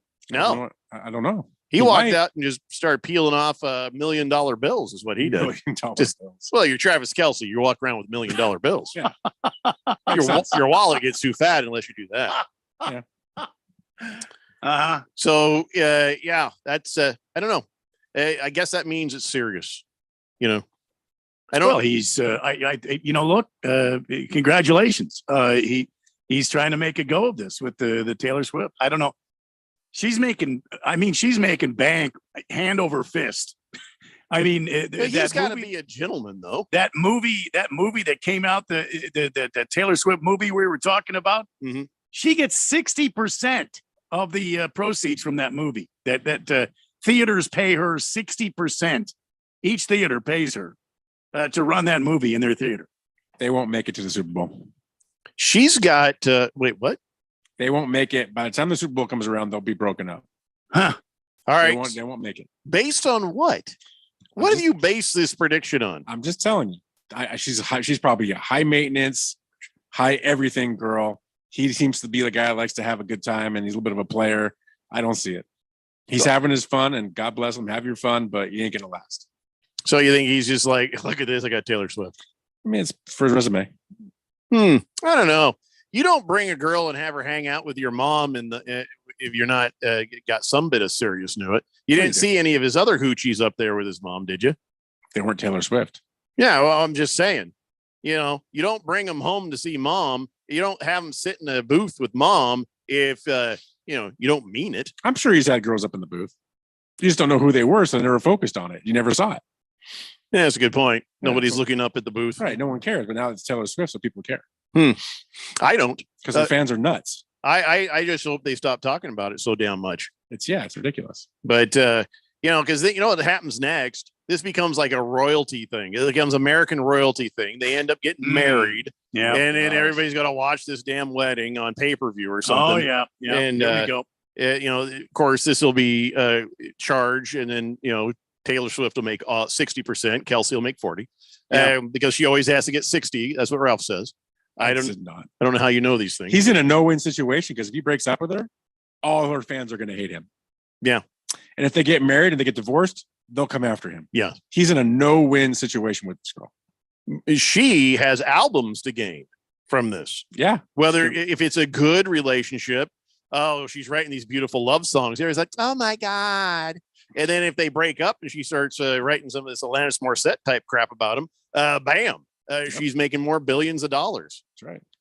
And like 87 will be a banned number. Any Swiftie gets a new cell phone. They're like, numbers 8 and 7 are in this. I can't have this. Just crazy. Well, at least, maybe you could have used a new mansion anyway. You know what I mean? I don't know. It's an upgrade for him. He's making enough on commercials. He doesn't have to use any of his salary from football. That's a good point. Yeah, true. State Farm and everything. He's in every damn thing. So yeah, all right. I won't worry about Travis Kelce. I won't worry about him at all, I guess. 888-368-1580. What do you say we oh crap, I forgot my cup. Well, whatever. It's that kind of show. It's time now, ladies and gentlemen, for On This Date in Big George's sports history. Back in the year 1963, Jim Brown became the NFL's all-time leader in career rushing yards. Midway his 7th season after he beat the Eagles. That's right. He broke Joe the Jet Perry's record of 9,723 career rushing yards. He also set single season records for rushing, 1,863 yards, and scrimmage yards of 2,131 in 1963. Averaged a record 133 yards a game while leading the league with 12 rushing touchdowns. I went back and I looked at the career of Jim Brown. He played 118 games. His average was actually 122 yards a game, which is huge. And he had at the end a total of 12,312 rushing yards. And his yards on carry by average, 5.2. That's amazing. Yeah, that is amazing, especially back then. And I know when we talk about basketball records and we talk about football records, we always like, well, it was harder back then, but it just was. It just was. It was. Yeah. We just got done talking about how football has become a bit softer. And when Jim Brown was playing, it was brutal. Trying to run the ball through this giant row of murderers, these giant guys like Dick Butkus and people like that who just wanted to hurt you. Jim Brown being able to do that guy was the murderer. That guy was a beast of a runner in 1963 to get 5.2 yards a carry and end up with 12,000 plus yards. That is just amazing. And Bruno Baller says, yeah, Jim Brown's rushing record held until 1984 when you know who did it. You guys know who? Let's ask Squid. Squid. You know who broke Jim Brown's rushing record? No, I don't. No. You didn't even try. I can't. I couldn't guess if I tried. Cam Akers. Cam Akers did it? No, I just messing with him. He says a horrible pick in fantasy football. No, Walter Payton. Come on, guys. Walter Payton, of course. Wow, I was going to go Payton or Emmitt Smith. Yeah, but see, Jim Brown didn't play past the year he was 29. So Walter Payton, he got to male pattern baldness before he quit. So anyway, so there you go. Jim Brown on this day in history. Moist One says, what a waste. Kelsey could get any pop star and he goes for Taylor Swift. I'd be going for Madonna. Oh, good night. Thank you for being a friend. She should release that song because she is that damn old. Big George says, hey, it's 1-0 Diamondbacks after Emmanuel Rivera. Oh, really? Oh, but see, I blinked and that happened. Great. Go Diamondbacks. Emmanuel Rivera single, home run right there. Beer Bob says, oh, now I know why it didn't work out between Taylor Swift and me. Oh, Beer Bob. You have a beautiful, beautiful wife. So that's why it didn't work out between you and Taylor Swift. Hey, Chandler Jones, can somebody please just make him get some help? He got arrested again for the second time in a month. I guess he violated the domestic violence protection order. The guy's crazy. The guy's got CTE issues up there. And, somebody needs to do something for him. I mean, I get it. You don't let him violate a restraining order. You got to protect the person he might hurt, but you also have to take into account he is damaged. He is damaged by football, and somebody needs to just get him somewhere where he can get the actual help he needs. Get some psychiatric care. But here's the thing with the CTE. We talk about it being the reason somebody did something. A lot of people think Aaron Hernandez, what he did was the CTE. How do you live with the CTE? How do you become a functional member of society and not hurt people and not hurt yourself with CTE? Is there anything they can do? Is there any treatment they can do? Wow. Or is it this person need to be maybe monitored for the rest of their life? I thought they go through extensive monitoring and they go through different therapies and stuff. I have no idea exactly, but I thought there was something like that. There is no cure or actual treatment for CTE, but certain medicines can be used to temporarily treat the memory and thinking and behavioral symptoms of CTE. I think we owe it to this guy that if this is where he is, that he needs to be monitored. He needs to have people looking out for him, which also then in turn protects the other people. I guess this whole thing about the protection order, he stole some items from this gal's home and then filmed the video of himself burning them while he was naked. So clearly,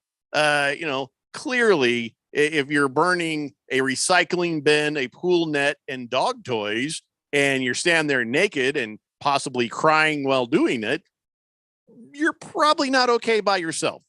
You probably need a little adult supervision. And so it's time, to get Chandler Jones some of that help. I mean, there is a level of like, okay, it's medical and it's also you're responsible for yourself. You are responsible for what you do. Maybe you look at Antonio Brown.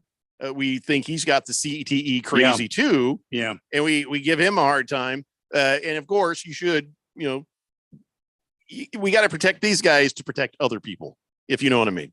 I think there's something needs to be done here. Yeah. Well, again, there's no real treatment for this. All you can do. And I think the person has to want to pursue some sort of, medical, treatment, but it's not really a treatment. It's just you're trying to treat the symptoms, but you cannot treat the disease. Right. It's a if you can't treat disease, then you need to have supervision. Well, it's a progressive disease. It gets worse over time. At least that's what I'm reading on the internet about it. And it's a sad state of affairs for these guys that have played football their whole life. Yeah. Instead of prison, you got to put these guys into some sort of situation where there's people who can monitor them and help them and keep them from hurting themselves or from hurting others. And it's a sad thing.